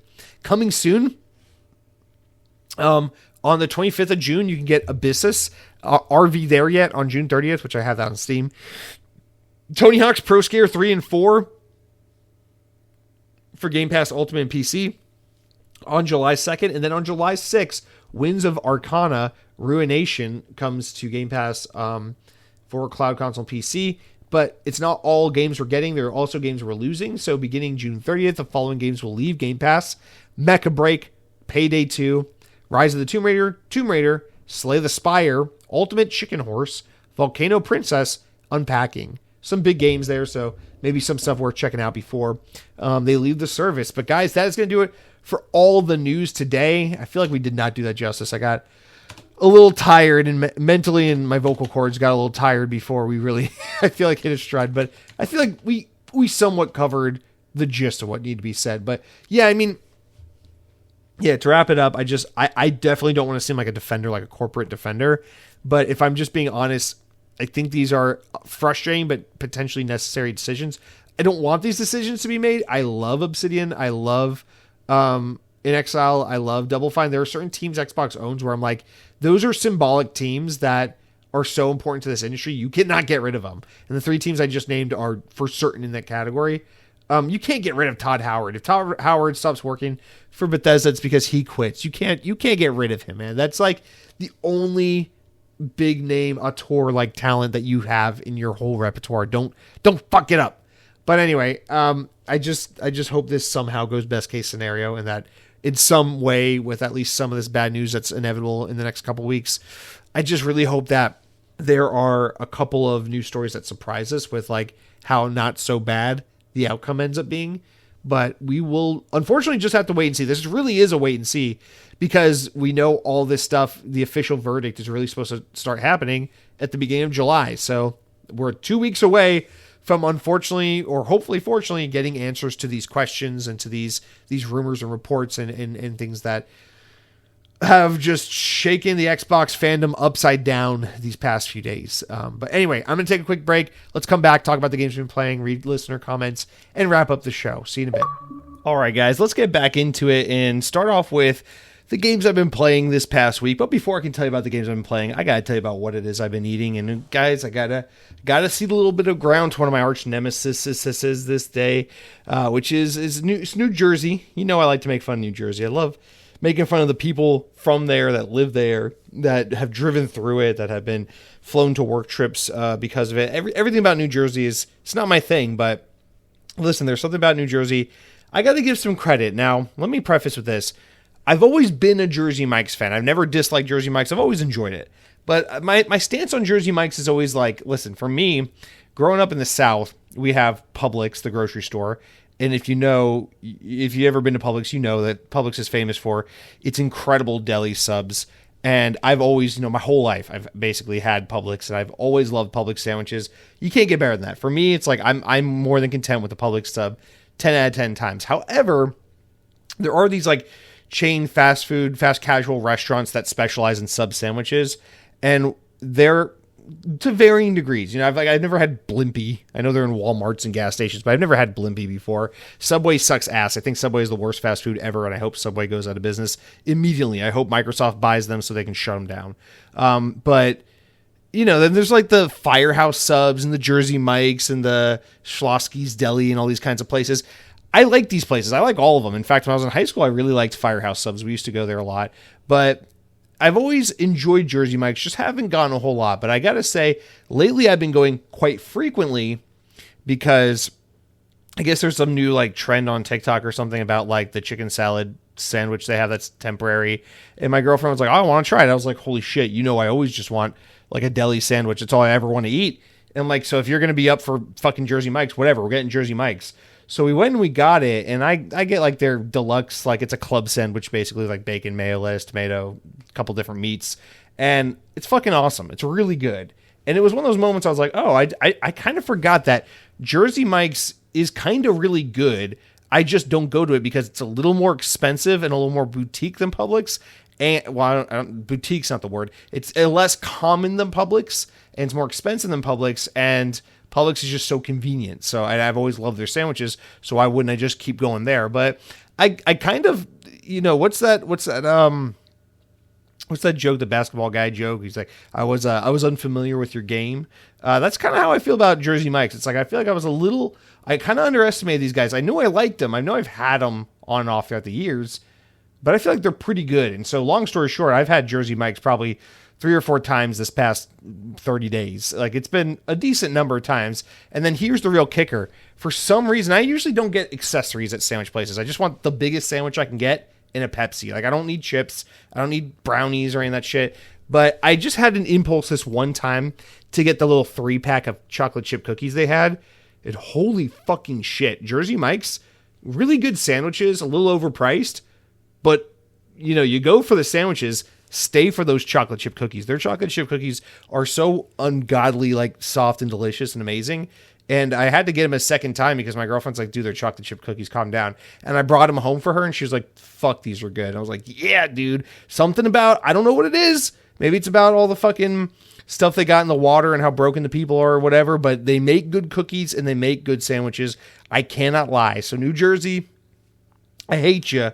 but I like Jersey Mike's. I'm not going to lie about it. It just is what it is. So that's it for what I've been eating. Now, you guys, let's talk about the games I've been playing. I've been playing primarily 2 games, and I'll be honest, the past couple of weekends, I haven't had as much video game time as I'd like, just because a couple various things I've been doing, but I am getting through First Light, 007 First Light. That's the primary game I'm playing.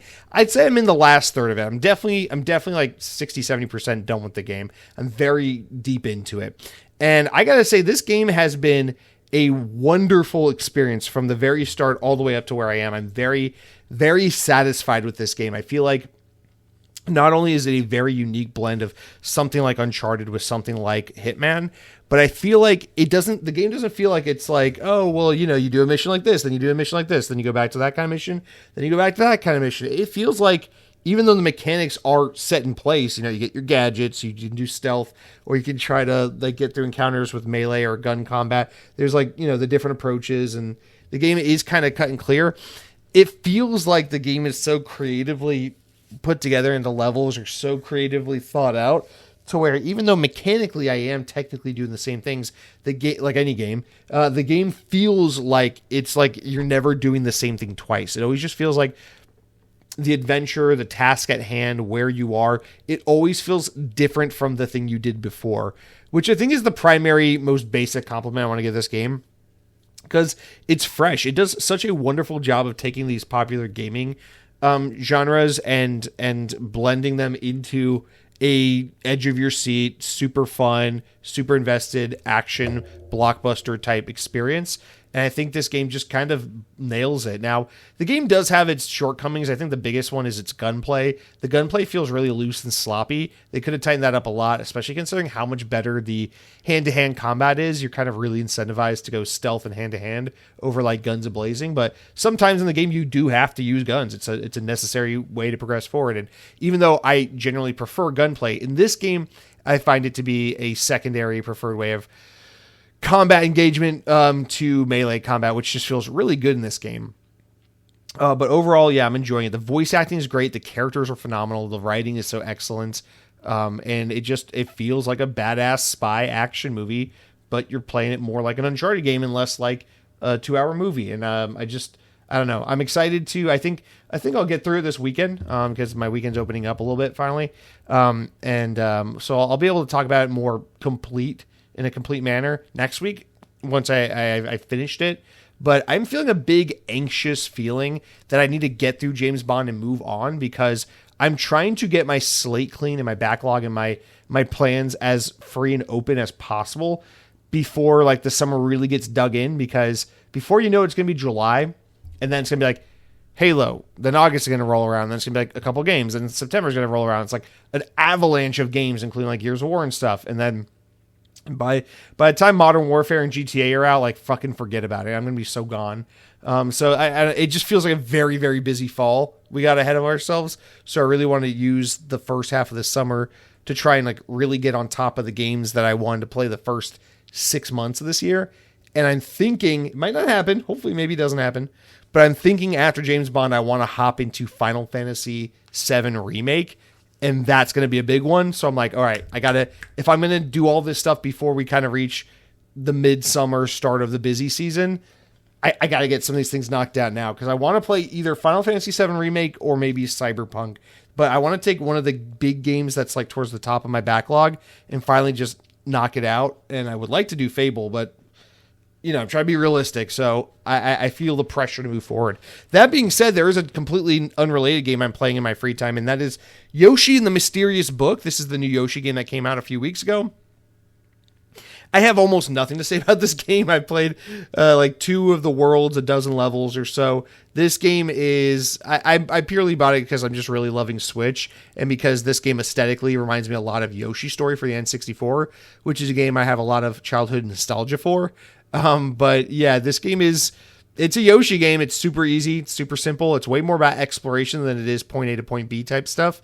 And it's cute. It's the way like the hub world works is cute because like you go to the world, but it's like a page in the book, and then you like take a magnifying glass and you explore and look for different creatures and environmental details, and then you zoom in on them, and it's like, hey, do you want to explore this? And you go, yeah, and then it sucks you into the book, and then that becomes a level, and then that level is about exploring that rock or that creature or whatever it was you were looking at on the page, and like trying to learn all the mechanics and tricks that the game can do when that character or that animal or that creature is on screen. And so you kind of have that gameplay incentive to like play around with this character or this feature or that mechanic. And then once you've kind of mastered all the things you can do with it, then it's like, okay, do you want to proceed forward into the next level? And it's like, yeah. So it's very casual, very kiddie, and it's loosely fun. But to me, it's a lot more of like a, let me doze off for 30 minutes before bed and play a little bit of this kind of game, and not like a, oh my God, you must play. It's a great platformer. But yeah, I mean, I think I'm a little underwhelmed. I was expecting like a decently cute, fun game, but I find it to be a little bit more of like a very interesting, creative, but kind of mid game for the most part. I don't know. It doesn't have me totally grabbed, but I'm enjoying it enough, I suppose. So that's Yoshi in the Mysterious Book. But you guys, let's wrap up the show now with the best final last segment. It is the comments, the shout-outs from YouTube.com. A dozen or so of you guys have written in. And so we're just going to lead right in. And these topics are all over the place, but of course they mostly center around some kind of discourse regarding poor decision making on Xbox's behalf, or bad news that is that's happening on the Xbox platform. So let's just get into it, starting with Dead Captain James, the OG man, who writes in and says, well, it looks like I was right to not trust the, quote, new Xbox. It's the same old shit, but with a different face. Xbox needs to be sold off from Microsoft and be its own entity. That may happen. If they make it its own subsidiary, and then they can turn around and make Xbox do relatively well, they might just sell it off or spin it off so it can go, fuck off and do its own thing, and then it's just one less problem for them, or one less headache for them to deal with. I don't know. That might be a possibility. I just think if that is, it's a very long-term possibility, and it's nothing you want to look forward to, because there's a million ways that could go wrong as well. So I don't know, but yeah, man, I feel disappointed because I think they did a good job of gaining some goodwill from audiences in April and May and June. And then this past week, they just threw it all the fuck away. But at the same time, it's kind of what I've been saying. It's like, listen, in order for us to get to a place where Xbox is truly different than and evolved from the Phil Spencer era, it's going to take some bloodshed. It's going to take some tough decision making in some outcomes that we all wouldn't want, but are necessary. And so it's like, I'm not condoning the closure of like Double Fine. That's fucking insane. But at the same time, it's like, I totally get why what this studio is doing is not conducive to what Xbox needs to get done in order to be a profitable, healthy company. These things are just not working, and they are at odds with one another. I don't even know that if Double Fine was making more games like Psychonauts, that it would really be helping all that much either. So I think the best thing you could do is hope that Microsoft can help these guys get their independence and part ways with them and move on with life without them, as opposed to shutting them down and putting everyone out of a job. But we shall see. Like I said, the coming weeks, we shall see how this plays out. Cargo Runner UK writes in and says, new Xbox leaders, but the same old Xbox chaos. Xbox are back one day with an amazing showcase. The next day they admit terrible financials and everyone is saying Xbox is dead. You were right all along. Xbox is finally admitting that Game Pass never made any money. Buying lots of smaller studios and giving them loads of money didn't result in world-class games that sold millions. The games attract millions of people on Game Pass. Current studio closures are brutal, but I am kind of glad that Asha and her new leadership team are strong enough to make the really tough decisions to try and rescue Xbox. Bingo. I think PlayStation may have the right idea. Wait at least a year before first-party games go into Game Pass. Get some sales money from it first. Exactly right. It's a short and midterm pain point, but in the long term, the way you want to do it, if you want to sell hardware and you're serious about making Xbox a platform again, the way to do it is to say, okay, here's Halo 6. It's available on Xbox only, Xbox and PC only, no PlayStation.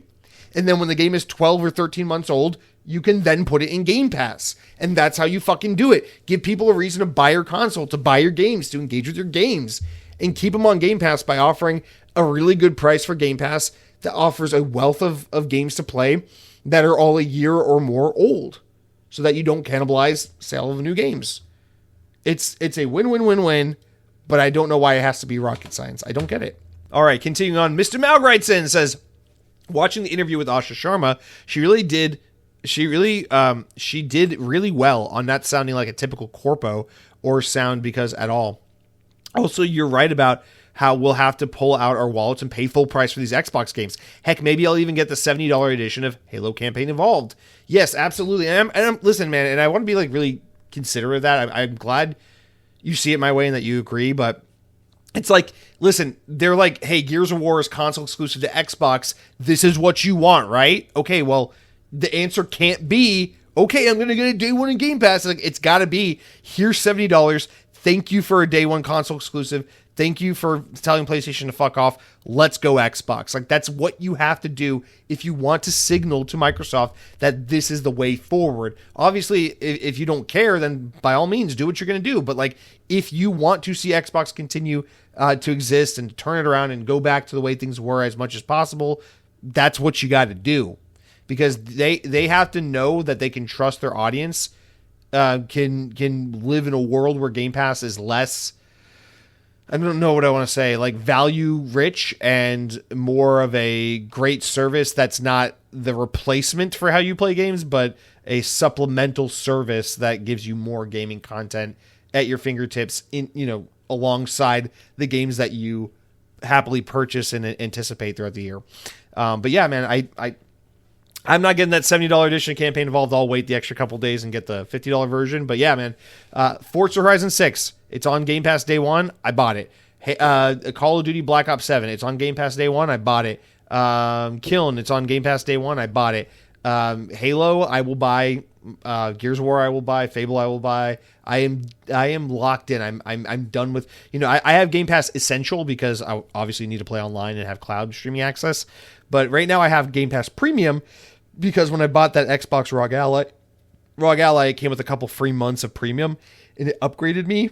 But I'm not even using it, man. Like I'm just buying the games I want to play and I'm playing on my Xbox and I'm supporting the way I want this platform to work in hopes that one day people like me will help Xbox to see that it's time to make Game Pass more of this PlayStation Plus secondary type service and to focus on making great games that make money because people buy them on your platform and, reinforce and support your business. Mr. Maug, thank you. Please, more people like you. You're so smart and you have such a big penis. Ryan Gray wrote in and says, PDQ is the real best Florida chicken chain. PDQ is one we didn't talk about the other week, but I will agree that PDQ is very, very good. I actually like it a lot. I've only had it once, unfortunately, because there just aren't that many around me, but I very much like PDQ. I think just because of, the bigger presence of like the Zaxby's versus Cane's thing, that's kind of why I look at it that way. But yes, if PDQ is more prevalent, which I think they're actually closing stores and getting smaller, I would agree that listen, I'll take PDQ over Cane's any day. I'll take Zaxby's over Cane's. I'll take any one of these. Even Slim Chickens, I think I'd take over Cane's. I think Cane's is overrated. So I don't know that I necessarily 100% agree with you, but I definitely don't disagree with you. Cronky writes in and says, theory for why Clockwork Revolution and Gears E-Day are going to Xbox console exclusive. I think this is a desperate last-ditch effort to make their current install base believe in the platform and believe that's still worth investing in before Helix is formally announced. Because a lot of people like me who have had an Xbox for generations are not planning on getting the new console anymore. So they'll take a hit on these games to try and salvage the brand. Yeah, I think that's 100% a large part of it. I think another large part of it is that Asha and the new leadership team has to see for themselves what what it looks like to make a game Xbox exclusive and to test, after years now of PlayStation games, what the appetite is like and how the market responds to console exclusive games on Xbox so they can see how much this is worth moving forward on. And I think it just becomes, I think these games just kind of become a victim of time and place. I think it's like, listen, we already announced Halo for PlayStation, Gears of War, you're due up in a couple months. I'm sorry, but you're the big game we have right now, and you're the one who's going to have to take one for the team and be a part of this pilot program. And then Clockwork Revolution, the same thing. I think they want to do a game a year, and Clockwork Revolution is just the 2027 game that has not already been confirmed for other platforms, that they can easily just go, okay, we haven't announced this game on a platform formally, so let's just say, fuck it, here's our 2027 console exclusive game. And, like we talked about in the last comment, I'm going to be part of that team. I'm going to be there day one to get Clockwork Revolution. Now, that's a game I'll pay $80-$90 for a special edition of, because Clockwork Revolution is my most anticipated game, period, right now. But I think there's a lot of reasons why these games, but I think it ultimately just kind of comes down to time and place. They're victims of the circumstance and the timing that they're in. So even though they're going to sell way worse than they would have otherwise by not coming to PlayStation, hopefully, there is something good that comes out of making it console exclusive, to where Microsoft can interpret the data as like, okay, I think I found a way. I found a path forward if we want to continue to try our best and have our cake and eat it too. Be a big publisher, but also have our platform. So here is hoping. Cronky writes in again and says, I saw the Verge post mentioning layoffs and even studio closures may be coming to Xbox. My money is on compulsion. Okay, this was written before this stuff was more officially announced. But you said, I wanted to get your thoughts on something. What do you think is the culture of shuttering studios and what this does to existing studios, especially the leadership? Historically, it sounds like Xbox studios had a lot of freedom to select their next project and work on what they wanted to make. I imagine that since Arcane Austin and Tango got axed, the studios are now going to take fewer risks. Like, if I were Obsidian or an Exile, I wouldn't feel as comfortable making a project that may or may not be huge. I would only want to take what's a guaranteed financial success for fear of studio closing. What do you think? I worry about Microsoft and indirectly killing these studios through these fear tactics. Also, please no Microsoft meat writing on this one. They made the choice to buy all these teams. They made the choice to invest in all these games. And this is their problem that they are now putting onto developers who have families and mortgages. No, I 100% agree. This is Microsoft's bed, and they need to lay in it. But what I'm saying is, the decision to go on a spending spree and try to buttress Game Pass as this service where it's like, you get big games, you get small games, you get everything in between. Why not subscribe and stay subscribed? There's always something worth checking out. That group of people are gone. And now the new group of people are here to fix Xbox, and they are looking at this and blatantly going, just like you and I have for years, going, this doesn't work. You can't do this. What you've been doing is broken. We need to address this and fix this. So I don't forgive Microsoft as a whole. I don't forgive people like fucking Satya Nadella that are like, sure, Phil, we'll try your vision. Oh, your vision didn't work? Here, Asha, you go give it a try. Like, I don't blame, I do blame people like Satya Nadella, but it's like Asha Sharma and her team are the people who were hired to fix this, to fix Xbox for this job in particular. And those people, this new leadership team, are kind of just doing the necessary evil in order to find a path forward for this brand.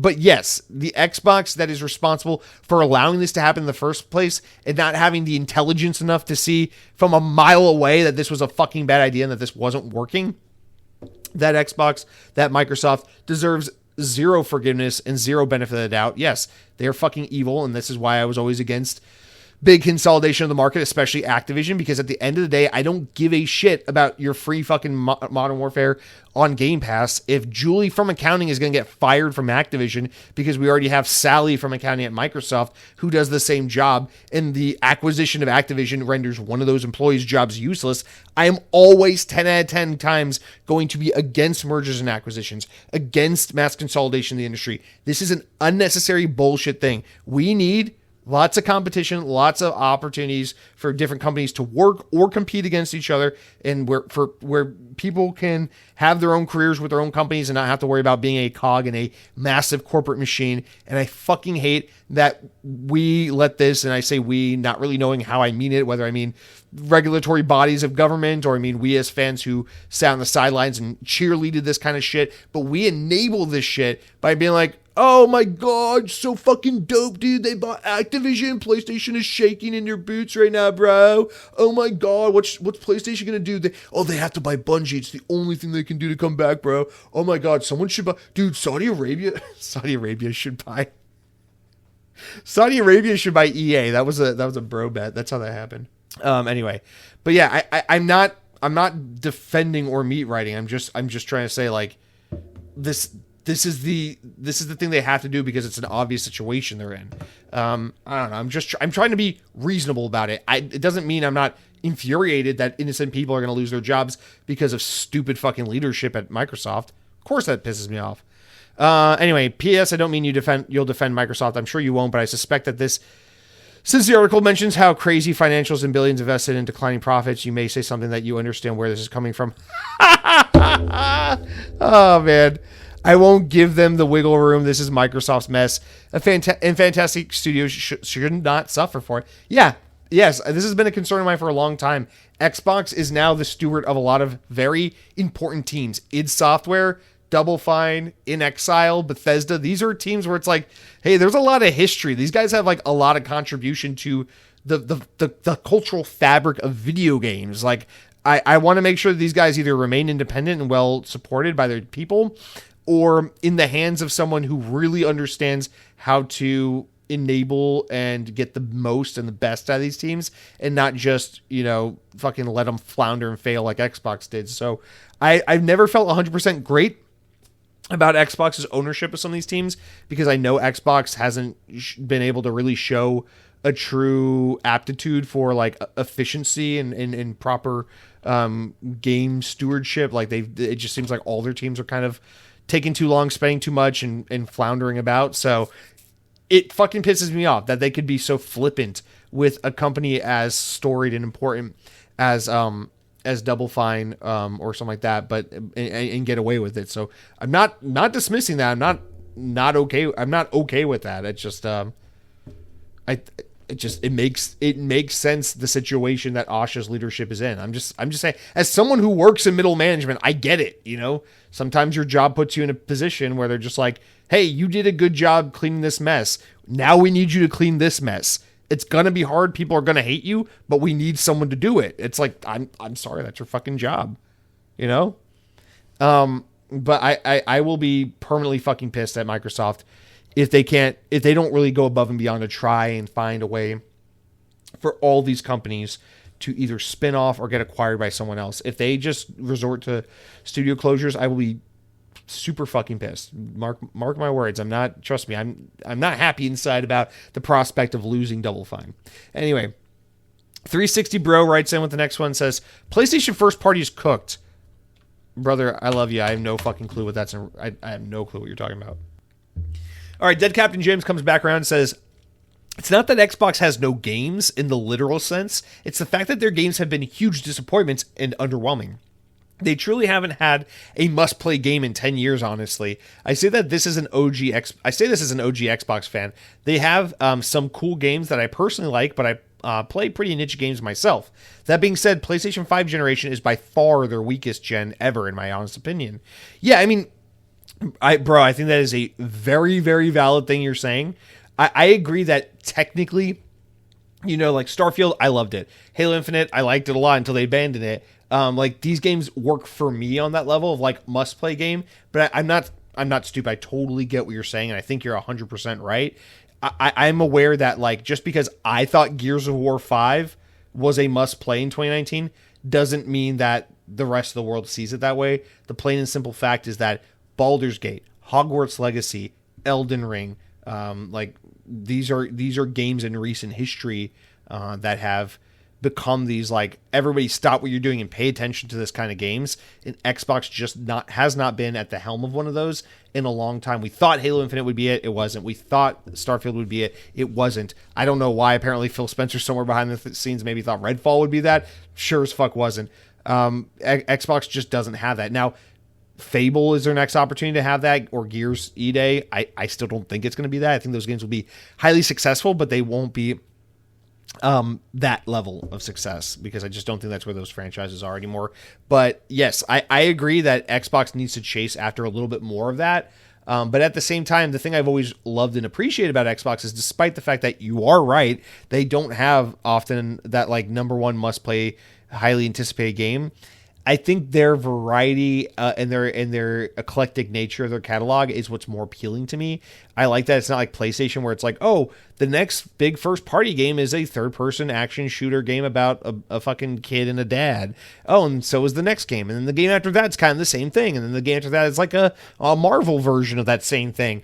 I'm glad that on Xbox it's like, yeah, we don't always have a Last of Us Part 2, but it's fun that we get to go from like an open world Western style RPG to like a twin stick shooter to like a side scrolling brawler to like a first person shooter to like, it's like all these different kinds of games. And it's like, we always got something interesting in the mix.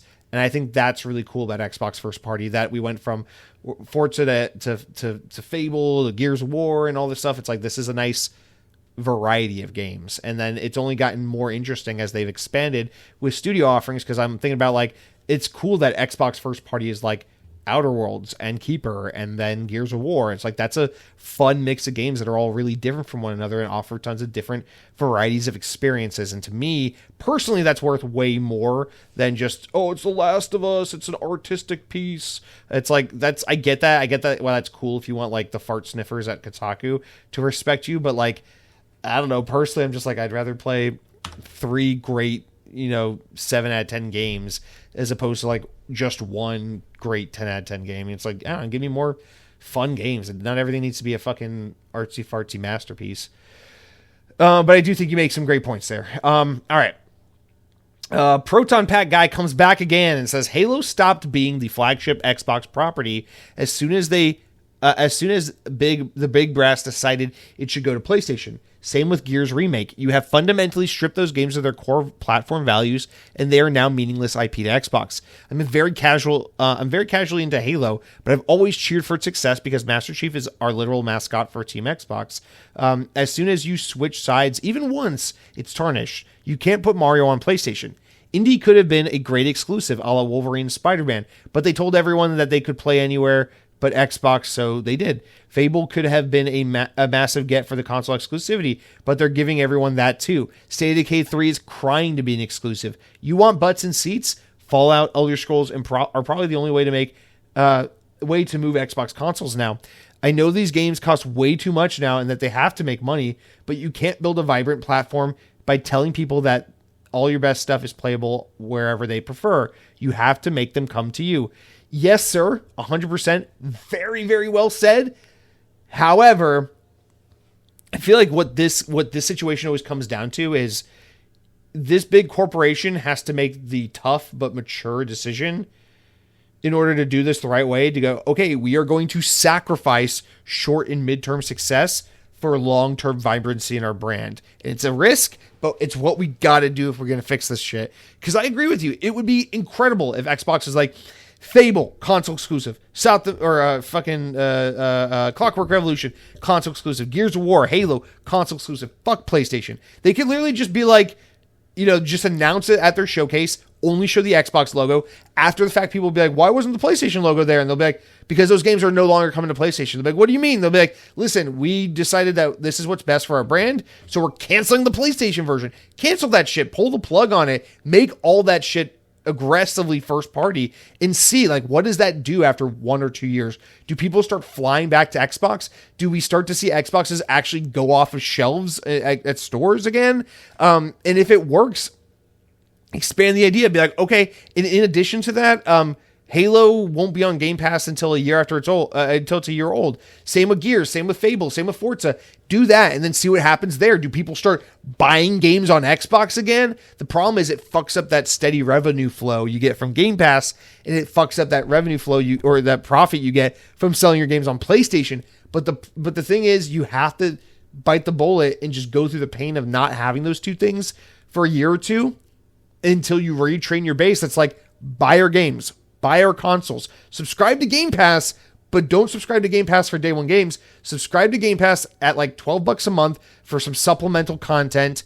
But your main attractions, your main entrees, you got to pay for those, because we'd all rather be eating at a 5-star Xbox restaurant than going to a barely held together by tape, all you can eat shitty buffet. And so I'm going to choose the a la carte premium console exclusive option every time. And I think you're 100% right, Proton Pack, man. But the problem is Microsoft will never have the fucking balls to do what they have to do, because at the end of the day, how do you go to investors and be like, well, Xbox is hemorrhaging $8.6 trillion right now because we're going to see what happens if we make Elder Scrolls exclusive for Xbox. And then line go up man is going to be like, what, you did what? I want to see the line go up, brother. I got Kalshi bets on this motherfucker. And then they'll be like, oh, yes, sir. I answered to the shareholder. I'm so awesome. And then Satya Nadella will be so stressed out. And he'll be like, I need a break. I need a break from all the stress of my daily life. So he'll call up his buddy, Jeffrey Epstein, who's definitely not dead. And then he'll fly over to his island and be like, oh, Jeffrey, give me a week away from all the pain and suffering at my day job. Because Satya Nadella is a Southern man now. This is how he talks. He lost his Indianness. He is now a Southern white man. He goes, I just need a couple of underage girls to fondle me, and then I'll feel good again. And then, because that's what the rich and powerful do. Look at Bill Gates, baby boy. He tried to hide his STDs from his wife. He's a fucked up man. And then only then, when Xbox grows those kinds of balls, can we finally break the chains. I mean, that's ultimately what needs to be done. I think the hard part would be committing to doing it and to knowing when is the right time to move to the next step, take on the next step. But that, to me, like, that's the difficult, hard stuff you need to do. Not fucking tell people at Double Fine to go home because they're all fired. The difficult thing is to convince Microsoft leadership that we need to eat shit on Game Pass and game sales for like a year, because we got to take games off of PlayStation, put them on Xbox, and stop putting everything in Game Pass day one. Because if we do that, someone might, God forbid, go to Target, buy an Xbox, and pick up a fucking copy of Gears of War on the way home. Because that's kind of how we made our money back in the Xbox generation and the Xbox 360 generation and throughout most of the Xbox One generation. And something tells me that the generation where you can barely sell 20 million consoles and nobody gives a shit about your brand might turn around just a little bit if they have a console that is justified with exclusive content worth playing on that console that you pay a premium for in exchange for the financial success and viability of the company you are supporting. I think that is what you got to do. I just don't think it's going to happen. But it's cool to see Xbox flirting with some of those things, and that's kind of how it feels seeing like Gears of War and Clockwork become Xbox exclusive after whatever the fuck the past few years has been. All right, Cronky writes in with our penultimate comment and says, I want to provide a little pushback on something you said. You refer to Halo as a flagship title. Those days are gone. It's not even symbolic like that anymore. Halo was getting the budget remake without competitive multiplayer with reused art assets from the last game in the series. That is true. There's plenty of Halo Infinite DNA in here. Plus, it's coming to PS5. Gears is getting a full-on new game that's console exclusive. I think they're shopping around for a new flagship game. They tried Halo Infinite. They tried Starfield. Now they're trying Gears. When that fails, they'll settle for COD. You almost lost me until you said when that fails. I'm like, okay, there we go. Yeah, I think, well, listen, their flagship could be Elder Scrolls 6. Their flagship could be Fallout 5. Their flagship could be something new entirely. Who knows? Doubt it. I would love to say their new flagship is Clockwork Revolution. There's no way it will be. But yes, I agree. But at the same time, it doesn't matter that, no, it does matter. It's, regardless of the fact that Halo is a now tortured IP, I think for just for sentimental and for not sentimental, but just for optics' sake, you don't sell out Halo for a quick buck on PlayStation. You just don't do that. I think the second you do that, you signal that you've given up on everything. You can say everything wrong with Game Pass, with Xbox Studios, with every aspect of that company. You can say everything that's wrong with it can be symbolically wrapped up in just the simple fact that Halo can now be played on a PlayStation. It's broken, it's wrong, it's fucked up. It feels dirty every time I say it. But yeah, no, I do get that you're right. You are technically right. It just we kind of learned this even in the Xbox One generation, because in the Xbox One generation, they largely focus on like Halo, Gears, Forza. And even though like I love Halo 5, I love Gears 4 and 5, I loved Forza Horizon 3 and 4. It's that you could tell in the Xbox One generation that those excellent games that they were putting out weren't moving the needle.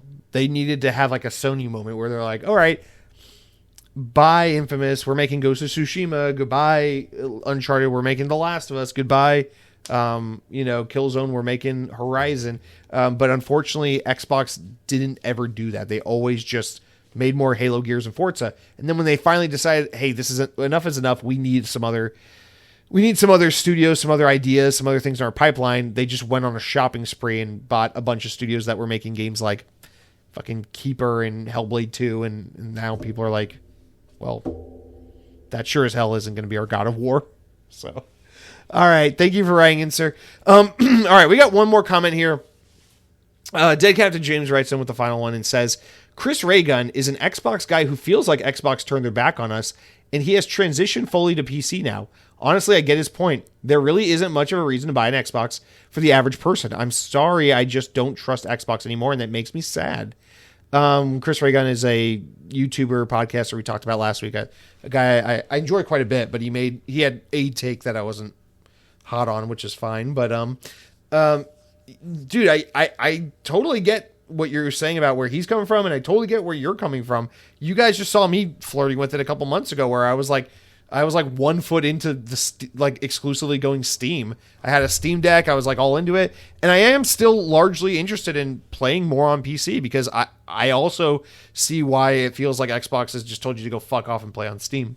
And more important to that, I totally see why people like you just don't trust Xbox anymore. I don't really know how you could. My thing is like, because like, keep in mind, you're not alone in feeling that way. I feel that same way too. I don't trust Xbox for shit.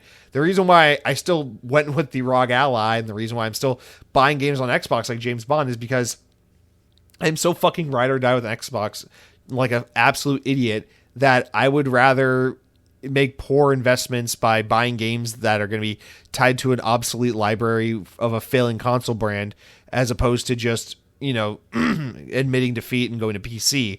Because if there's an option to still play Xbox, I'm going to take that option as long as I still can. But don't worry, man. That you're far from the only one who feels burnt, who feels tired, who feels jaded, and who feels a complete lack of trust for anything Xbox says or does. Because how the fuck could you after all this?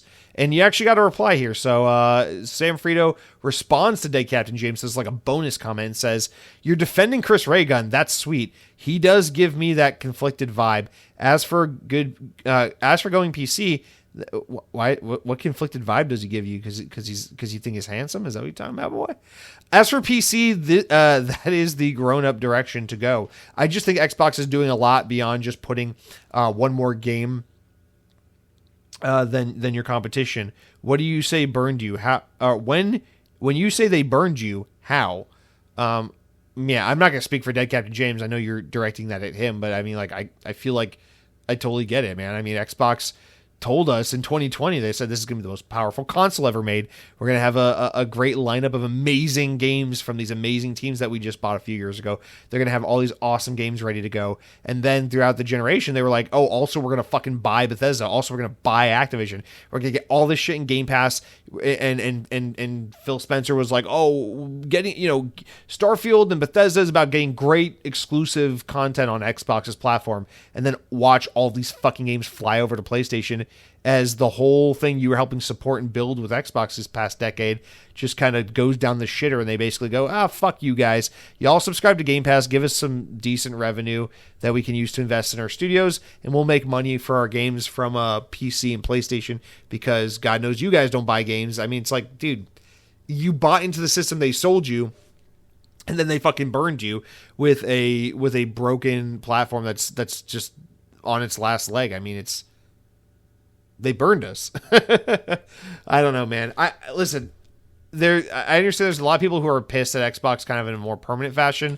There's a lot of people like me who are like frustrated and upset for sure, but are going to try to hold on and try to see where this goes. Because I will say this, like, I think Xbox deserves, if you're a diehard Xbox fan, I think Xbox deserves nothing, if I'm being honest. But I think you owe it to yourself, if you're truly invested in trying to find a way to make it work and to see if Xbox will go. I say give it one more year. Once Asha's been in the role for a year, I think that's when we'll know, because I think it's clear that she's a fast mover. So it sounds like whatever horrible thing she's going to do, whatever great thing she's going to do to steer the ship in a new direction and kind of reset things, I think we'll kind of know what that all really looks like in a year's time.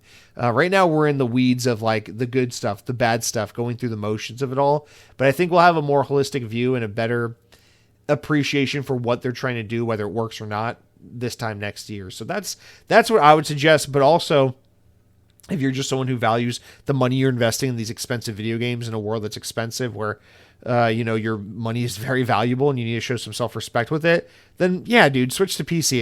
It's there's more than enough justification in doing so at this point. No doubt about it. So, and I have my days where I'm halfway there too, like I'm playing Switch as much as I can. I'm playing PC more than I ever have in Xbox, and that's all definitely due to Xbox making me feel burned over the past few years. No doubt. I'd be way more invested in my Xbox if it weren't for the fact that they've pushed me away, that they've punished people like us for being dedicated longtime fans, and that's just not acceptable. All right, guys, my voice is completely shot, so I'm going to wrap it up there, but thank you all so much for listening, and I hope you guys all choose to leave a comment if you feel inclined to get in on this discussion. I very much value all y'all's feedback and your perspectives, so please do feel free to write in. Until next week, I'm just going to wrap it up as quick as I can because I don't want to talk anymore. I love you all. You are all my children, and I will personally, I almost said castrate. I meant to say circumcise each and every one of you if the procedure has not been done already. So I'm looking at you, Europeans. But yeah, you guys have a wonderful week. Be good, be safe, eat some yummy food, and power your dreams.